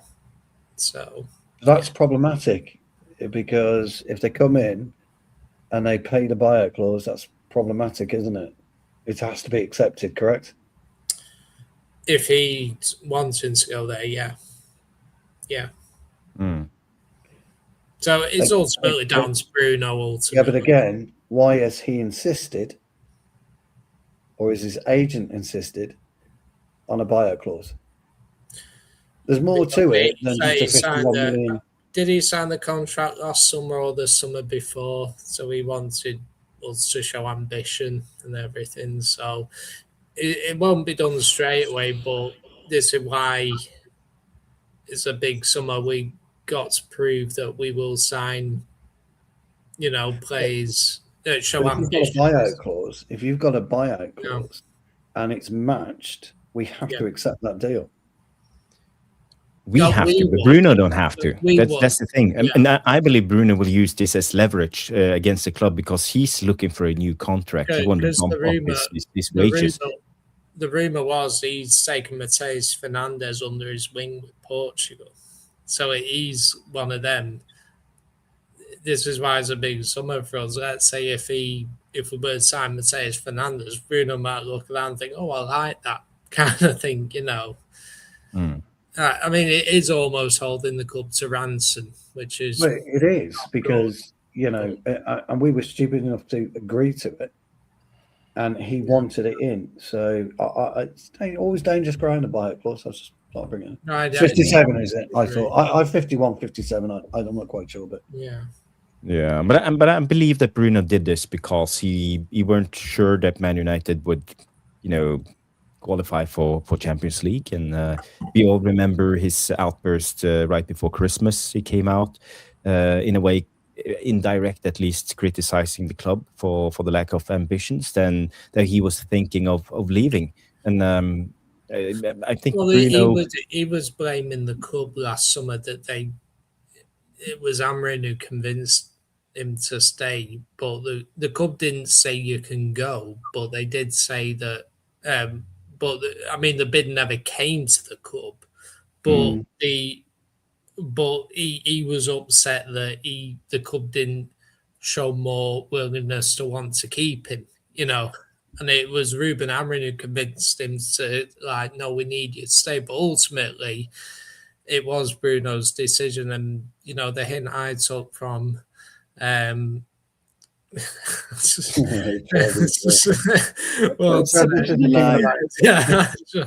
the king of the mountain. It's the last sunshine in Florida, but ultimately, I do think Bruno, if we hadn't got Champions League, then I definitely think he would have been on the move this summer. He might still be, but the irony of the arrogance of that, by the way, also if we get Champions League, was your fucking fault, along with 24 other players. He didn't show up in that final. He didn't show up, so there's fucking irony of it all. So fucking. Yeah, there's no accountability. No, there isn't. There isn't. The old mate. Yeah, that's a brilliant. Funny. Paul Taubin. Sorry. All I was saying, Paul Taubin's about Martinez. You just started. Martinez got 2 years left on the treatment. I thought that was brilliant. Sorry, but it's quite funny.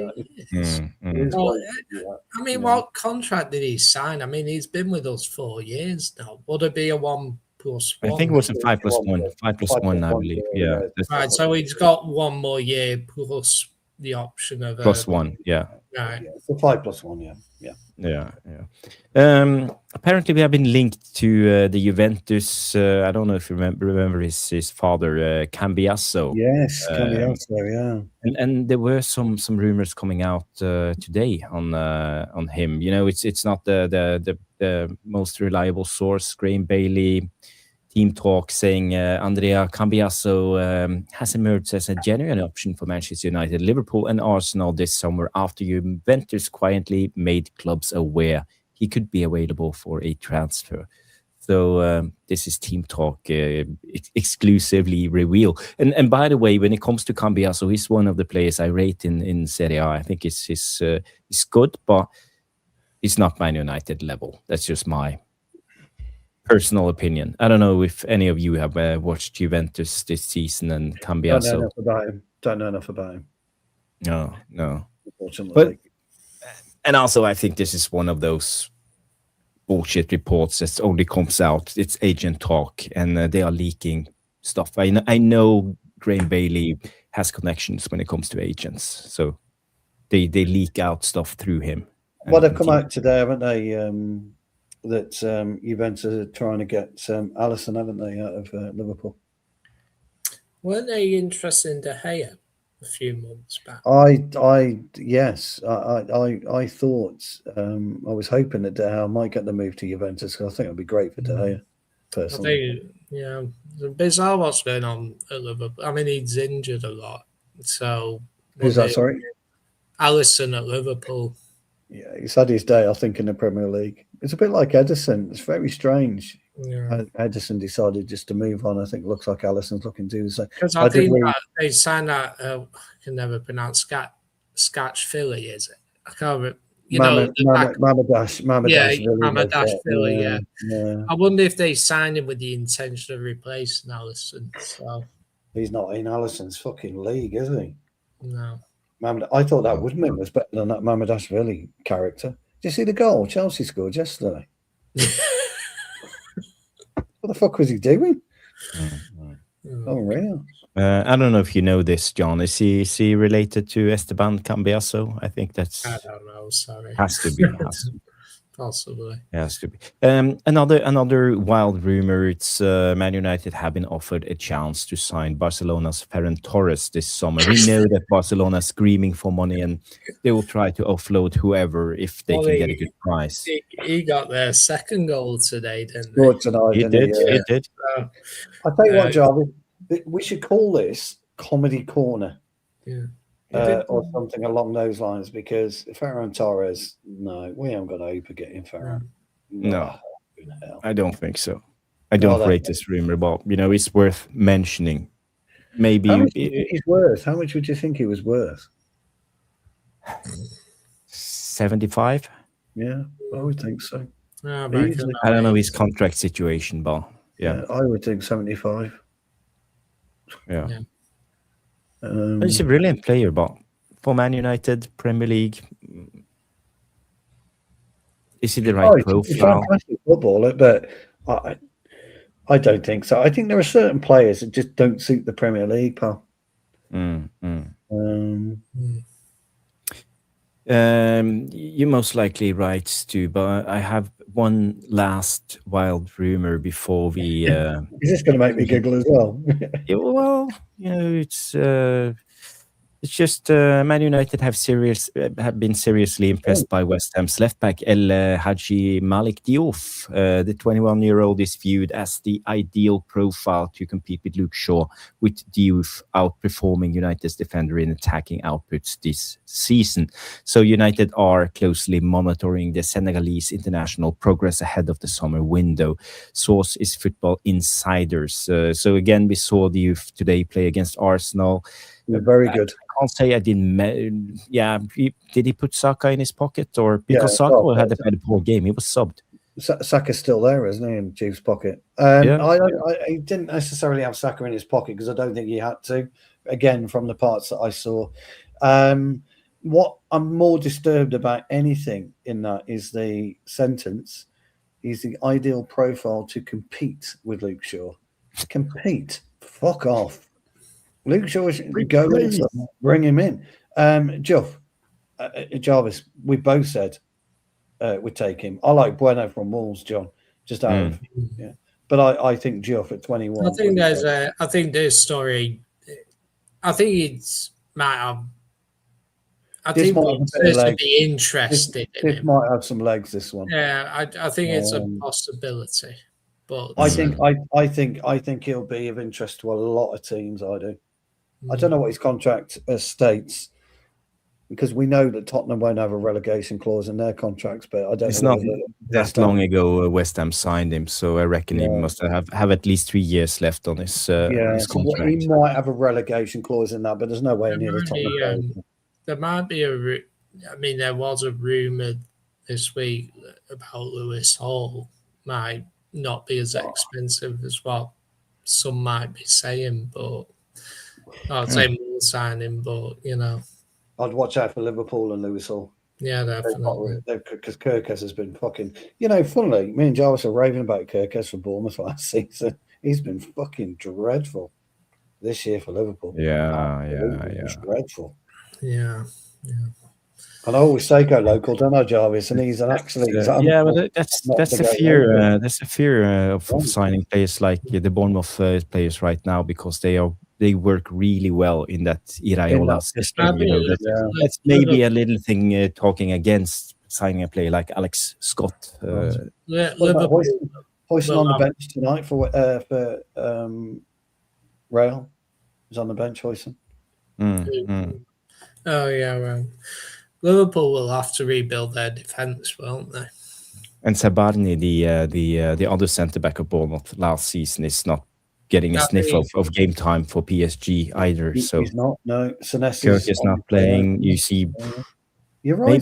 Maybe it's a red flag of the Bournemouth players. The system, with that Iraola. Yeah, totally agree. It's a good point, mate. Very good point. As always. Thank you. I'm being serious. It's a very, very, very. No, because you're right.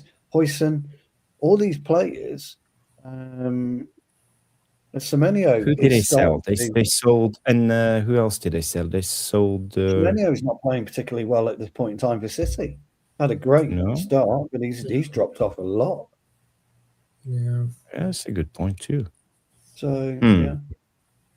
They sold, let's say, they sold Kirkes, they sold Ouattara. He's playing for is it Brentford? Ouattara. Dango. I'll tell you something. If they got rid of all their most their defence, if they get in the Champions League. Oh, they're a good side, Brentford. That Keith Andrews, for me, has got to be up there for manager of the season. Keith Andrews got to be. Raiola. Got to be up there for manager of the season. I see Bruno's been getting a lot of stick at me for winning the Football Writers Player of the Year. Yeah. And also, Stu, I just want to mention Igor Thiago. He's only 2 goals behind Haaland this season. That's what I was saying. Yeah, this is what we're saying. 21 against 23 or something. So again, it's incredible. Yeah. He'd be ahead of him if he took his hat-trick at Old Trafford. No, he fucking did it again at City, didn't he? Thiago was terrible against City. Oh, gosh. But he would if he took his hat-trick. Me and Jarvis were laughing. We did the game. Me and Jarvis were just laughing because at one point he just went like that, didn't he? I'm fucking going home. You like it. Must be like, it's just not like... Yeah, guys, what is going on with people's wives in the chat? I would imagine it's a bit of fun. I'm guessing, but seriously, guys, come on. Oh dear. Vicky talked about this. Vicky talked about this comment from Jared Bowen. So Jared Bowen on the disallowed goal said, "When you look at the screen for 5 minutes, you'll find something. I don't think it's the right decision. No, where's the consistency? As a fan, you don't want to celebrate a goal and then wait 8 minutes and it's taken off you." Well, he's right. It's a good comment. It's a good comment. It's common sense. I quite like what he says is when you look at something for 5 minutes, you will find something, which is very true. I do like that. I don't want to know. You're right, Ken Carrick. I don't want to know. But he's right. What, 8 minutes? I think it was something like 8 minutes. If you think you've got a lifeline, Jarvis, irrespective of whether we agree it was a foul, but if you think you've got a lifeline and you're waiting for 8 minutes for that lifeline to be confirmed or you drown, because that's ultimately what's happened. I think they could really, really, they could go down now, pal. Yeah. But anyway, what will happen to West Ham if they go down? They have a huge wage budget. They have a big stadium. I think they have a lot of profile players: Gerald Bowen, Fernandes. I think they should keep Nuno first and foremost. I would make that call immediately, and keep Nuno. Because he's their best chance of getting up. I think Jared Bowen Do you know the funny thing about Joey Bone? I think he should move. I think he should have gone to a bigger club 2 years ago. But he is so West Ham, isn't he? And he's Danny Dyer's fucking. I mean, I'm not a Danny Dyer fan anyway, but they're all West Ham. Well, but he came from somewhere like, I'm going to say Blackpool. I know it wasn't Blackpool. Was it Southampton? Where did Joey Bone from? Hull. Was it Hull? Hull. I think it was Hull. Because wasn't it around that time where he was playing with Maguire and Robertson? Did he? Really? I think he was. Was it Hull? And they got relegated too. Yeah. Yeah. Johnny Cale, no. He's yeah. Oh, he was on loan. I think he was. the font of knowledge is Johnny Cale. I'm pretty sure it was Hull. I'm sure he was Hull. But anyway, I wonder, Jarvis. My point was going to be this. Yeah, it was Hull. Was he going to? So I've got a bit of football knowledge, ladies and gentlemen. Not much, but a little bit. Look at Jarvis going, you haven't got fucking anyway. No, you do. You do. My point being, is he too West Hamified now? Is he institutionalized to the irons to maybe not move and he will play in the Championship because that's where he wants to be? He is 29 now. Yeah, or would he not, for a couple of years, be perfect for, I hate to say this, by the way, everybody, but for the Scousers? I was about to say, I think he's... Would he not be perfect for them at the way that they play? He'd be fucking... I think he's a Jota, almost a Jota type signing. Because nobody saw Jota really fitting in and playing to the level that he did at Liverpool, did they? No. I always remembered Jota when they signed him for 40 million. Oh, yeah. And there was this, a lot of Liverpool fans were at the time were like, oh, are we spending 40 million on him? And they said, and there was this Liverpool report, I think it might have been the Liverpool Echo or something. And they wrote that I can understand why people question it, but believe me, give it 6 months and Josh will show his worth. And he did. Probably more. Probably and he more did. So, yeah, probably more so. Definitely. So, Stu, we have 4 questions lined up for you. So let's just end the show with I was about to talk a little bit about the Rasmus Højlund money that's coming in, but we can save that for tomorrow. We're on Jarvis Corner, aren't we? So tomorrow night. But we have 4 questions. We have 2 questions from Bilal, 1 from Paul, and BR Butlers. So let's do those then. Yeah, go through them. Okay, Johnny, you can start with this one. Now, we know Bilal's listening in the background, so big up Bilal. What's the best? Oh, I like this. What's the best stadium you've played at? Oh, stadium. Now, are we talking kickabout or are we talking? Because I've not actually played at a major stadium. I've actually played at Carrington. I'm trying to think of. I played somewhere else as well as Carrington, but I can't really. I have divulged the other place, but I needed 3 weeks worth of showers in one day. I'm trying to think the best stadium I played at. I used to play a few stadiums like pretty like locally, but just trying to think, is there a ground I played at? Can't remember. So, yeah, it'll be like a local team to me, like Trafford or something. So, yeah. But I suppose like I played at Carrington, so I don't know if your class is a stadium, but that works. Jarvis. Well, I haven't played at too many big stadiums, to be honest. I think this is the best stadium. It's in Tromsø, up in the north. Yeah, it's called Romsa Arena, and Romsas. That's indigenous Sami name for the city of Tromsø. Yes. So they are keeping it real up in the north, and it's not a big stadium. I think they have a capacity of maybe 8,500 people, but it's a nice stadium, and this is the yearly midnight sun game that goes around. Like I think it starts 10 p.m. and ends at midnight with the sun up in the middle of the summer. So yeah, it's a nice stadium. I've played at the. If you could get a picture up of the Crowd Meadow, Croud Meadow. That's Shrewsbury Town. So I played there a couple of years ago in a final, and recently last year 3 times at Worcester City, home of the Worcester Raiders. Johnny K, if you remember, I played there 3 times last year. Nice. But I would imagine at the 2, Worcester Raiders holds about 9,000. And we have 3 men and a dog watchers. No, I'm only joking. I'm only joking. There's only the dog. He got off the lead. No, I'm kidding. But the Crowd Meadow is probably 12,000, I think, or 10,000 that holds. That's it. Yeah, this is a stadium. The Crowd Meadow. That's looks nice. Oh, it was lovely. Pitch was lovely. That was in a cup final. Played at AFC Telford United a couple of times, and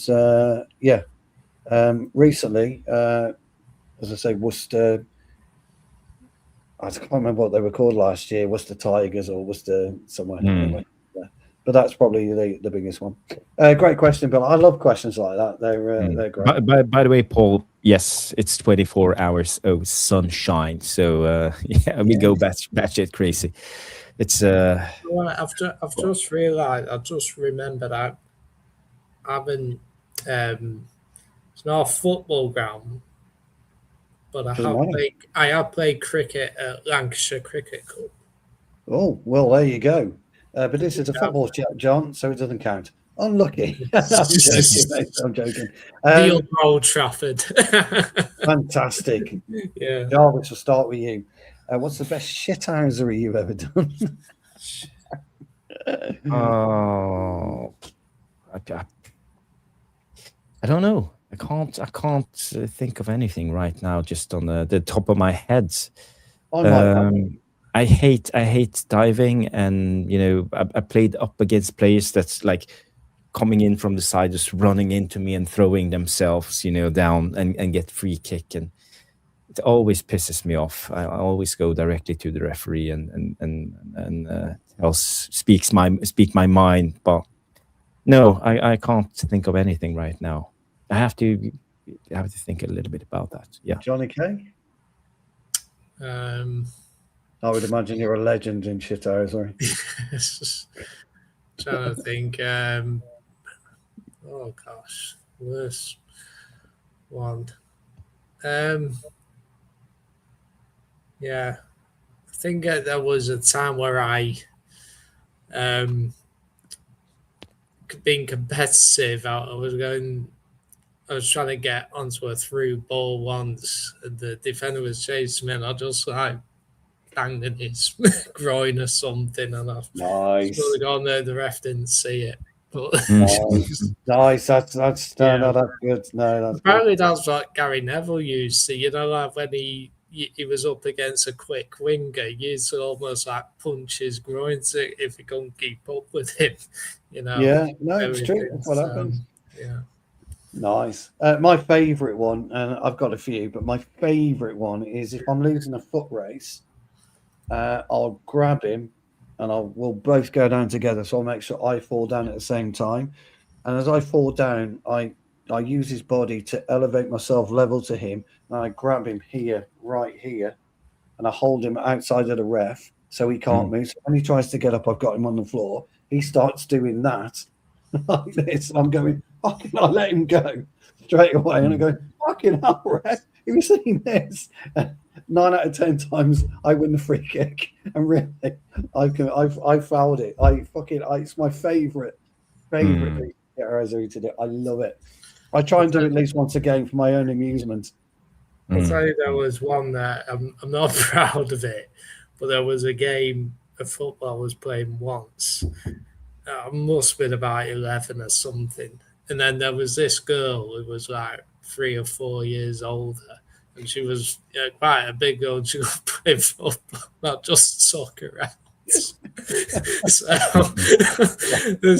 she was cleaning through, so I just stuck my leg out and she went flying. So might not have been the best thing to do. He knows about my Mankini celebrations. Just Trevor, you be careful with that, Johnny K. I love that question, by the way. I think it's a fucking brilliant. Have a think about your shithousery, Jarvis, and say tomorrow night.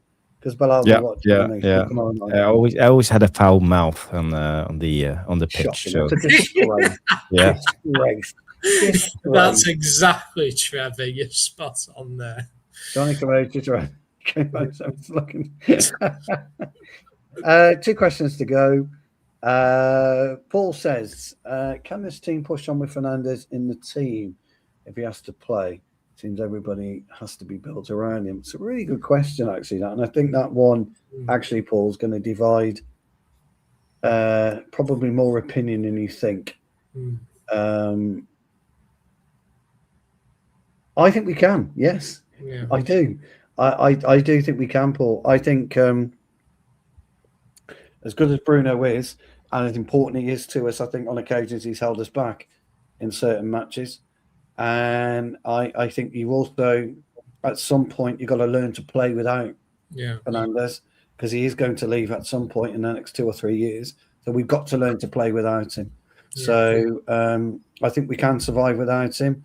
But he's been brilliant for us this season. He's likely to. Oh no, he didn't break the assist record yesterday, did he? No. Sorry. No. Sorry, Jarvis. Let me rephrase that. He didn't break the pass record yesterday. But I think he probably will in the next couple of games. So deserved, I think. Football Writers Player of the Year, deserved.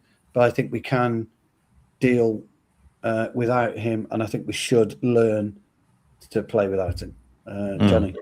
I think we got to reduce the dependence on him. Now he has been brilliant this season, even though he's likely to break the assist record and everything.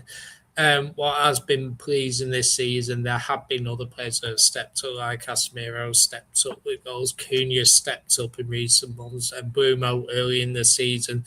So I think it's supposed we get the midfield right because, Fernandes is 31 now, so you want to utilise him in a way possible. So you got to sort that midfield out so that you can utilise him in the correct manner. But he's also got to reduce his role as well and say, we don't want you to do everything. Just focus on doing that aspect. You're getting creates and everything. And, we've got players like Cunha and Bruno, Sesko, who can, if you give the ball to them, will score a few goals. So, we just got to reduce that dependence on him, but also allow others to take responsibility. No, I agree. Jarvis? Yeah, I think you covered it all when it comes to Bruno. But there will be a day without Bruno in this team, and he's not getting any younger. So, but he can still play on, I think, at this highest level up until 35. So, he has an engine and a half. So, I wouldn't start worrying about this next season. I think he still have a lot of good years left in him. But I think in our benefits, we could learn how to play without Bruno and also give Bruno a little bit of rest. I think we could see a better Bruno fully rested. I know he can go on 90 or 85%, 90% all the time. But maybe give him a day off now and then, and it will benefit us for the full season. So totally agree. No, I think we've also got players who, if you want to give Bruno a rest, there are players who can play that 10 now. You can put Cunha in the 10. Not saying he'll be maybe you might want to push Mainu up there in the next year or two. There are definitely players, if you give him a rest, then we can put but Johnny, the biggest question is, can we do it without Bruno? Because I've been seen us playing without Bruno and we look like Yeah, well, this is where I say it's important that they do the job this try. summer. You've got to dip your toe in that water and Get the try. midfield and the defence. We don't have a complete team. This is the big question. You need to get the midfield resolved. And It's like jumping in the deep end, isn't it? A swimming pool. You either sink or swim. And I think we've got to try it without him just to see where the problems are. You know, what is problematic about not having Bruno in the side and what isn't. Because there will be areas of the game that won't be problematic by not having him play. And I think Jarvis is right as well. And same as you, Johnny. Yeah. We give him a day off now and again. You know, if we are playing bottom of the league Wolves, why have we got to rely on Bruno? But the problem is Bruno and a lot of these players, they are reliant on Bruno to do the risky passes. They are just like water carriers, and Bruno is the guy who's going to progress us and you know get us the output. So again, you know, how do you change your game from one week to another and suddenly step it up? You know, I think the day Bruno leaves, there will come a natural successors to Bruno. There will be a successor. Will raise your game, but as long as Bruno is in the club, I think we will see a big decline every time he's not playing. Agree. Now the interesting thing is, you made a great point. I mean, we had a brilliant debate about Shay, Lacy, didn't we? Yeah, actually, it's very, very similar. You know, you bring Shay, Lacy in, what we got to lose. You take Bruno out, Johnny, what we got to lose. Very similar, and you know, Shay Lacy's starting his career. Bruno's coming to an end of his career. So you've got to learn to live without Bruno at some point. So did you hear about Stu's new Mancini transfer? We're not. It's the same with any club. Like City have to learn without De Bruyne. Liverpool will have to cope without Salah now. You know, like, I mean, it took us a long time to replace the great Schmeichel, didn't it? Yeah, it did. Yeah. You know, and there's a great example. Could we? You know, Schmeichel himself wanted, because it was too much for him. So, great question, Paul. Actually, really enjoyed that one. Difficult one to answer, but great question. Final questions from We Are Bottlers FC. Again, a really good question. It's going to divide opinion, this one as well. We Are Bottlers FC. Can I ask, and Jarvis, you can kick off, do you guys want Carrick as permanent manager next season? Great question. I talked about this so many times, and for me, it's all about giving Carrick the right tools. He needs signings, for one. So Glinios or Glazers and Ineos have to back him. And I'm not talking about putting in 150 million and say that they backed Carrick this summer. We have to slap on 400 million on the table and say, here you go. We are going to sign players and strengthen the squad with quality. Second of all, Carrick needs better coaches, and Carrick also needs to see this. He can't go around thinking he's loyal to his mates, Holland and Woodgate and all of them. He needs to be ruthless. Someone has to tell him you have to be ruthless. We need to bring in the best assistant coaches, the best tactical coaches, the best fitness coaches, the best set-piece coaches for him to work. You know, because it's not a one-man job leading a squad of 30 players. You're just part of a team, and Carrick needs to find the best possible team for him to succeed. So let's say if all these elements gets filled and he gets his transfers and gets his coaches and the backing he needs, I wouldn't have any problems by keeping Carrick. My issue with this is I think Carrick will keep his staff. And I think the backing from the board when it comes to transfers will be limited this summer. So again, I think we are heading in the wrong direction, because I don't think Carrick is as good as Pep Guardiola, as Arteta, as even Arne Slot, as Mr. Good Evening in Aston Villa, in all of this, Iraola, all of this. Managers with the years of experience from the Premier League, and we gotta remember this is what Carrick is up against. And I said it yesterday. It's almost like a chess game. You know, if you were Magnus Carlsen, the best number world chess player in the world, you can't rely on the Sicilian opening every time. You have to mix it up. and I said Carrick needs a playbook of at least 1,000 pages long, with a lot of different plays, a lot of different tactics, a lot of different moves, how to do it, how to mix it up. And if not, we are going to be predictable, and Carrick is going to be found out. And this is where I'm a little bit worried, because I think the manager is not the end-all and be-all, but I think it counts for at least 5 to 10% of the results for the team. So, yeah. I can't say yes or no on this answer, because some days I feel Carrick is the man, and another day I feel Carrick is not the man. So again, I'm a little bit torn. Yeah. Good answer though, Johnny. Yeah, I echo your thoughts, Jarvis. For me, this summer is more about the recruitment than who the manager is, in my humble opinion. Yeah. For me, there's no bringing in a top-class manager in if you're not going to make the signings. You'd rather have Carrick in there and we sign quality depth players than have a really top-class manager and buy average players. So for me, this is where I do think the club realise this is a big summer. And I think, speak of Wilcox, this is a massive summer for him. Not only does he have to get the manager right, he does also have to get the signings right, which will continue to progress for us. And, it's more than just who the manager is. For me, the element of what, in regards to who should be the permanent manager, for me, the question is who suits Manchester United best? Because sometimes having a best manager doesn't mean that you suit the club. Whereas if you suit you might have someone. So, for example, maybe Ruben Amorim's a better manager than Michael Carrick overall, but maybe Michael Carrick's a better manager for Man United.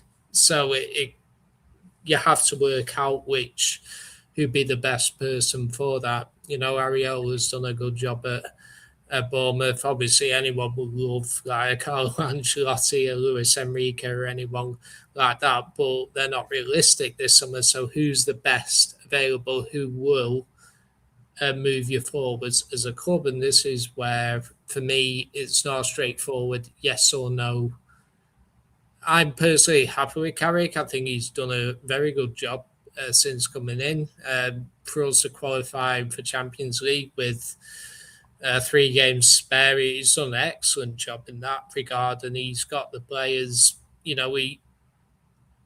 Obviously performances have declined in recent months, but he has found a way to keep winning games even if we're not playing well. So that's a strength. He has shown to be tactically adaptable against some of the bigger teams, like he's beaten Arsenal, City, Liverpool, etc. So but in other games like Leeds, for example, he was a bit, questionable, let's say. So, long-winded answer, but I'd personally be happy if we kept in so long as we get the signings right in the summer and we show that ambition that we do want to get back on top, because I don't think there's a clear person who we can definitely say would be right for the job.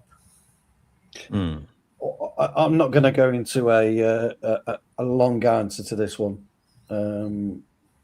because everybody who's watching, everyone on the panel knows what I would do and why I would do it, and we've got to get off the hamster wheel. I mean, you stay with Carrick, you remain on the hamster wheel. You've got to get off the hamster wheel. It's got to happen, and it has to happen this season. It's the biggest summer for the last 20 years that the club's facing, and it's a very, very simple procedure for me. It's not a difficult procedure. It's a very simple procedure. You go and get the main man himself, the Italian Don, and you put Carrick in as number 2. And Carrick, if he doesn't want to do it, then that just tells you everything that he sees as himself as a manager, rather than number 2. His son, David. So you want Franco Baresi to come in? No, sorry, yeah, no. Ancelotti's lad, David Raya. Ancelotti's one hell of a coach.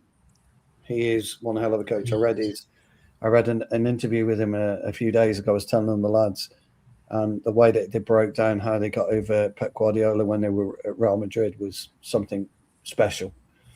And they've got the wherewithal, they've got the knowledge, and they've got the balls to come in and take Manchester United somewhere. So you get off the hamster wheel for me. And I know people are saying you're never going to get Ancelotti in a million years. I get it. He signed it, but you've got to try. You have to go and try. You go and offer Brazil some money and you get him in for 2 years. He's 70 years old, but his son, David Raya, is a very, very astute coach. Get Carrick in to learn from him for a couple of years. Stabilize the club, because this club is not stable. And Ancelotti would do that. That's what I would do. But it's always a difficult question to answer that one. Right, a couple of questions left. Trev's coming with two. Very, very quick one. Who is the best coach you've ever had, be it from a youngster to an adult? Oh, mine's quite easy. Mine was a guy got a footballer, ex-footballer called Alan Webb, and he was at West Brom under Ron Atkinson and Brian Robson. When Atkinson got the job at Manchester United, Robert was at Manchester United. He was given the opportunity to go, but it fell through. So he ended up playing most of his career at Port Vale. His name's Alan Webb, but he was a brilliant, brilliant coach for me. So that's my coach. I used to. There's two that come to mind for me. Yeah, there was one where I can't remember his name, but when I was very young, like maybe 8, 9 years old, there was this coach who he must have been in his 40s, but he played professional football for Bolton. You know, I can't remember his name though, but he was a very good coach at youth level, and you looked up to him because he played professional football and everything. And I remember another guy called Doug, who was an older gentleman, but I used to love playing in midfield. He used to coach the simple drills, like about turning and everything. He said that he used a joke that he'd teach Johan Cruyff how to do the Cruyff turn. Oh, fair enough. Well, in that case, he's going to be the best coach ever. Yeah, no, he was, but he showed us all the skills and everything, and he made us feel a part of it, and he'll reward everyone at the end of the week. But I don't know what happened to him, but he was he was an excellent coach. Oh, brilliant! The guy, yeah, that's my claim to fame. The coach who teach Johan Cruyff the Cruyff. Johan Cruyff. Jarvis? Yeah, the most influential coach I had was actually the guy who was my first coach when I started playing football, Little League, something, I don't know how old I was, 6 years old or maybe. And he was like a father figure, following all of my friends through my childhood and youth, and he stopped when we were 16. So I had him as my coach for almost my entire young playing career, and he was such a good guy. His name was Alfie, a brilliant guy, always calm. He was the dad of one of my mates when we played at the time, and he was always calm. He was collected. He had I think what's the highest license you training coaches badge you can have? It's a UEFA Super license or something. He had something like UEFA B something. It was the highest ranked coach in the county.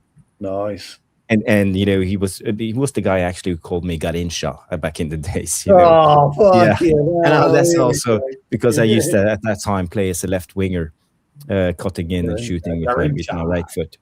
Yeah, if you don't know who Garincha is, just Google it. But he was a very, very good guy, and he's still alive. So if you're watching Alfie, I really appreciated you as a coach, and not only footballing wise, but he also taught us all about life. And I think he had always this. He rotated. We had no stars in my team. Everybody was as valuable, and everybody kept on playing up until the age of 16 from 6. So we kept together for 10 years. A big gang of mates. So we had such a nice time, So Nice. big up to him. One of the best things Webby said to me, and I'll always remember this, and he said the best coach you'll ever have is yourself. And I remember looking at him, we were like looking at him when we were going. He says, because I can tell you and I can demonstrate and I can show you, but if you can't do it, then it doesn't really matter. So the only way you will get better is to coach yourself. So I will show you stuff, but you coach yourself to do it. And that was probably one of the best. I've always remembered that. So when I go into coaching now, that's what I say to them. When they say, "Oh, can you demonstrate it?" I'll demonstrate it once, and then I want you to learn and coach yourself to do this. So it's one of the best things. Good question though, Trev. It makes you think, and I like that. Final question. Bit of a difficult one to answer, I think, this one. If you had one and only decision to make regarding United as a club, what would that be? Sack Jason Wilcox. Yes, I second that. That's it. That's what I would do right now. Or just get rid of the Glazers. That would be the ultimate. If we could, I'd love to do that. Well, that's not a decision you can make. No, realistic. I would remove Wilcox. Probably one decision I would make. Oh gosh.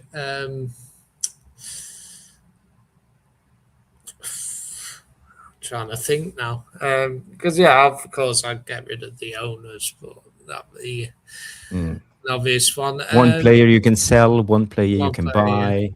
Yeah, Carrick, getting another manager. Yeah. Well, would you bring back? I'd love to make Luis Enrique to be the manager, but I don't think it's very realistic. Honestly, more practical. Move on with the stadium. Move on with this. That's one thing I would do. Clarify where we're getting the funding for this new stadium. There you go. Okay, and Jarvis. Yeah, as I said, get rid of Wilcox. I think he's inept. That's. I think he's way out of depth when it comes to Man United. So again, we need better people in charge. Jarvis, he's the best in class.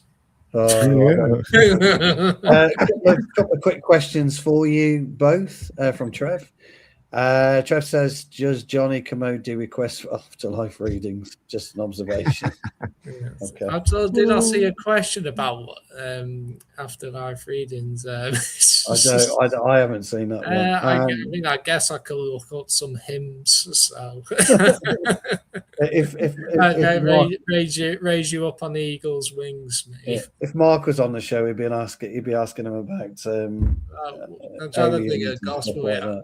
Jesus said, "I am the way, the truth, and the life." So that's totally gone over my head.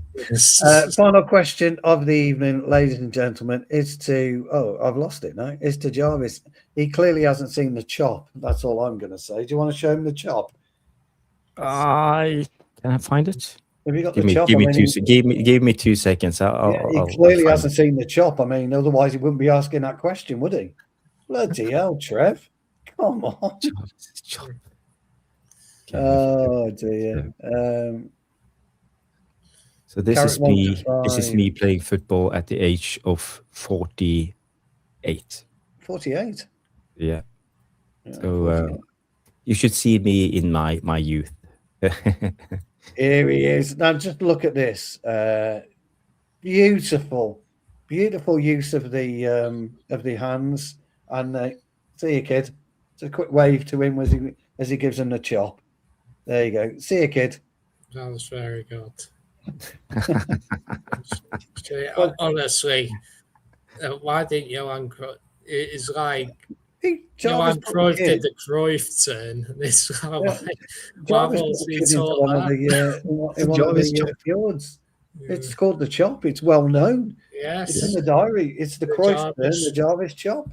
Would it be Actually, guys, look, we only had about 5 or 6 questions, but they're really, really good and fun questions. So thank you for that. Just before I hand over to you, Jarvis, this is coming from We Are Bottlers SC. Michael Carrick, odds-on favourite. Areola 6-1, Nagelsmann 12, Glasner just signed a new deal.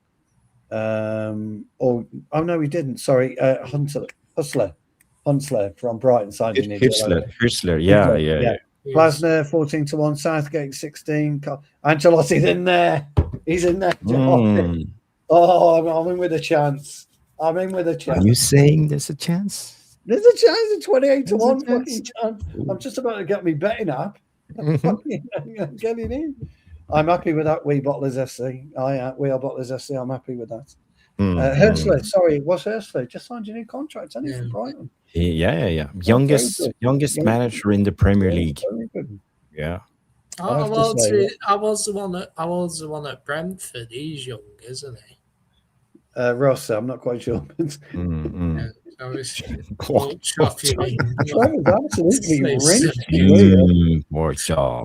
He's calling it the pork chop now. Jarvis pork chop. Fucking hell, Trev, you're brave. Never mind power one chop. You have the Jarvis pork chop. You know what they say though? Anyone can be hard behind the keyboard. Don't they? Anyone? Don't be upsetting my mate here, Trev. Don't be upsetting my mate. I'm going to We Are Bottlers FC.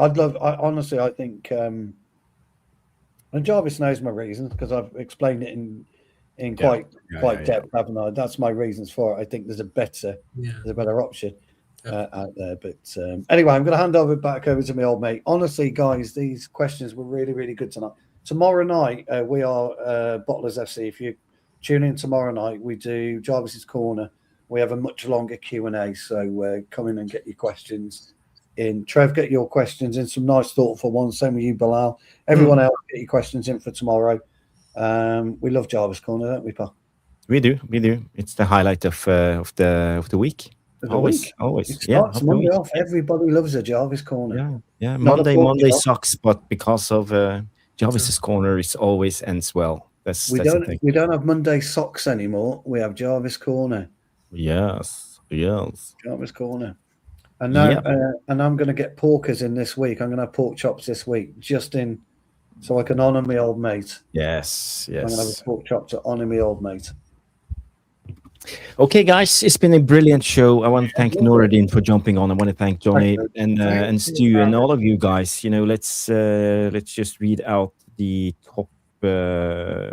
Have you got it up, pal? If not, I can get it up. The top contributors for tonight's show in the chat. I am Titanium, Stian United, King Carrick, Danny B, Irish Bit Terrier, Boxing Straight Talk, Das, VR Butlers coming in the 7th place. Big up, my man. Neil Driscoll, so glad to have you back, Neil.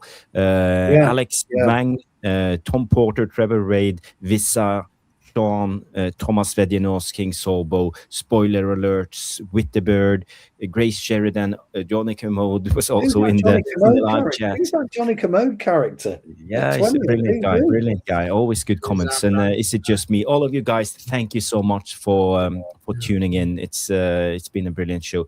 I will redirect you over to Nuruddin's channel. So do me a favor, just go in the chat, say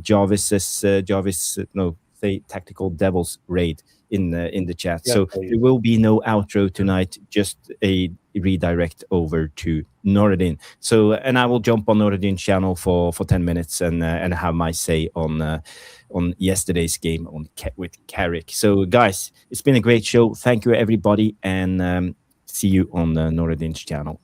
Have a good night. Hey guys, see you tomorrow.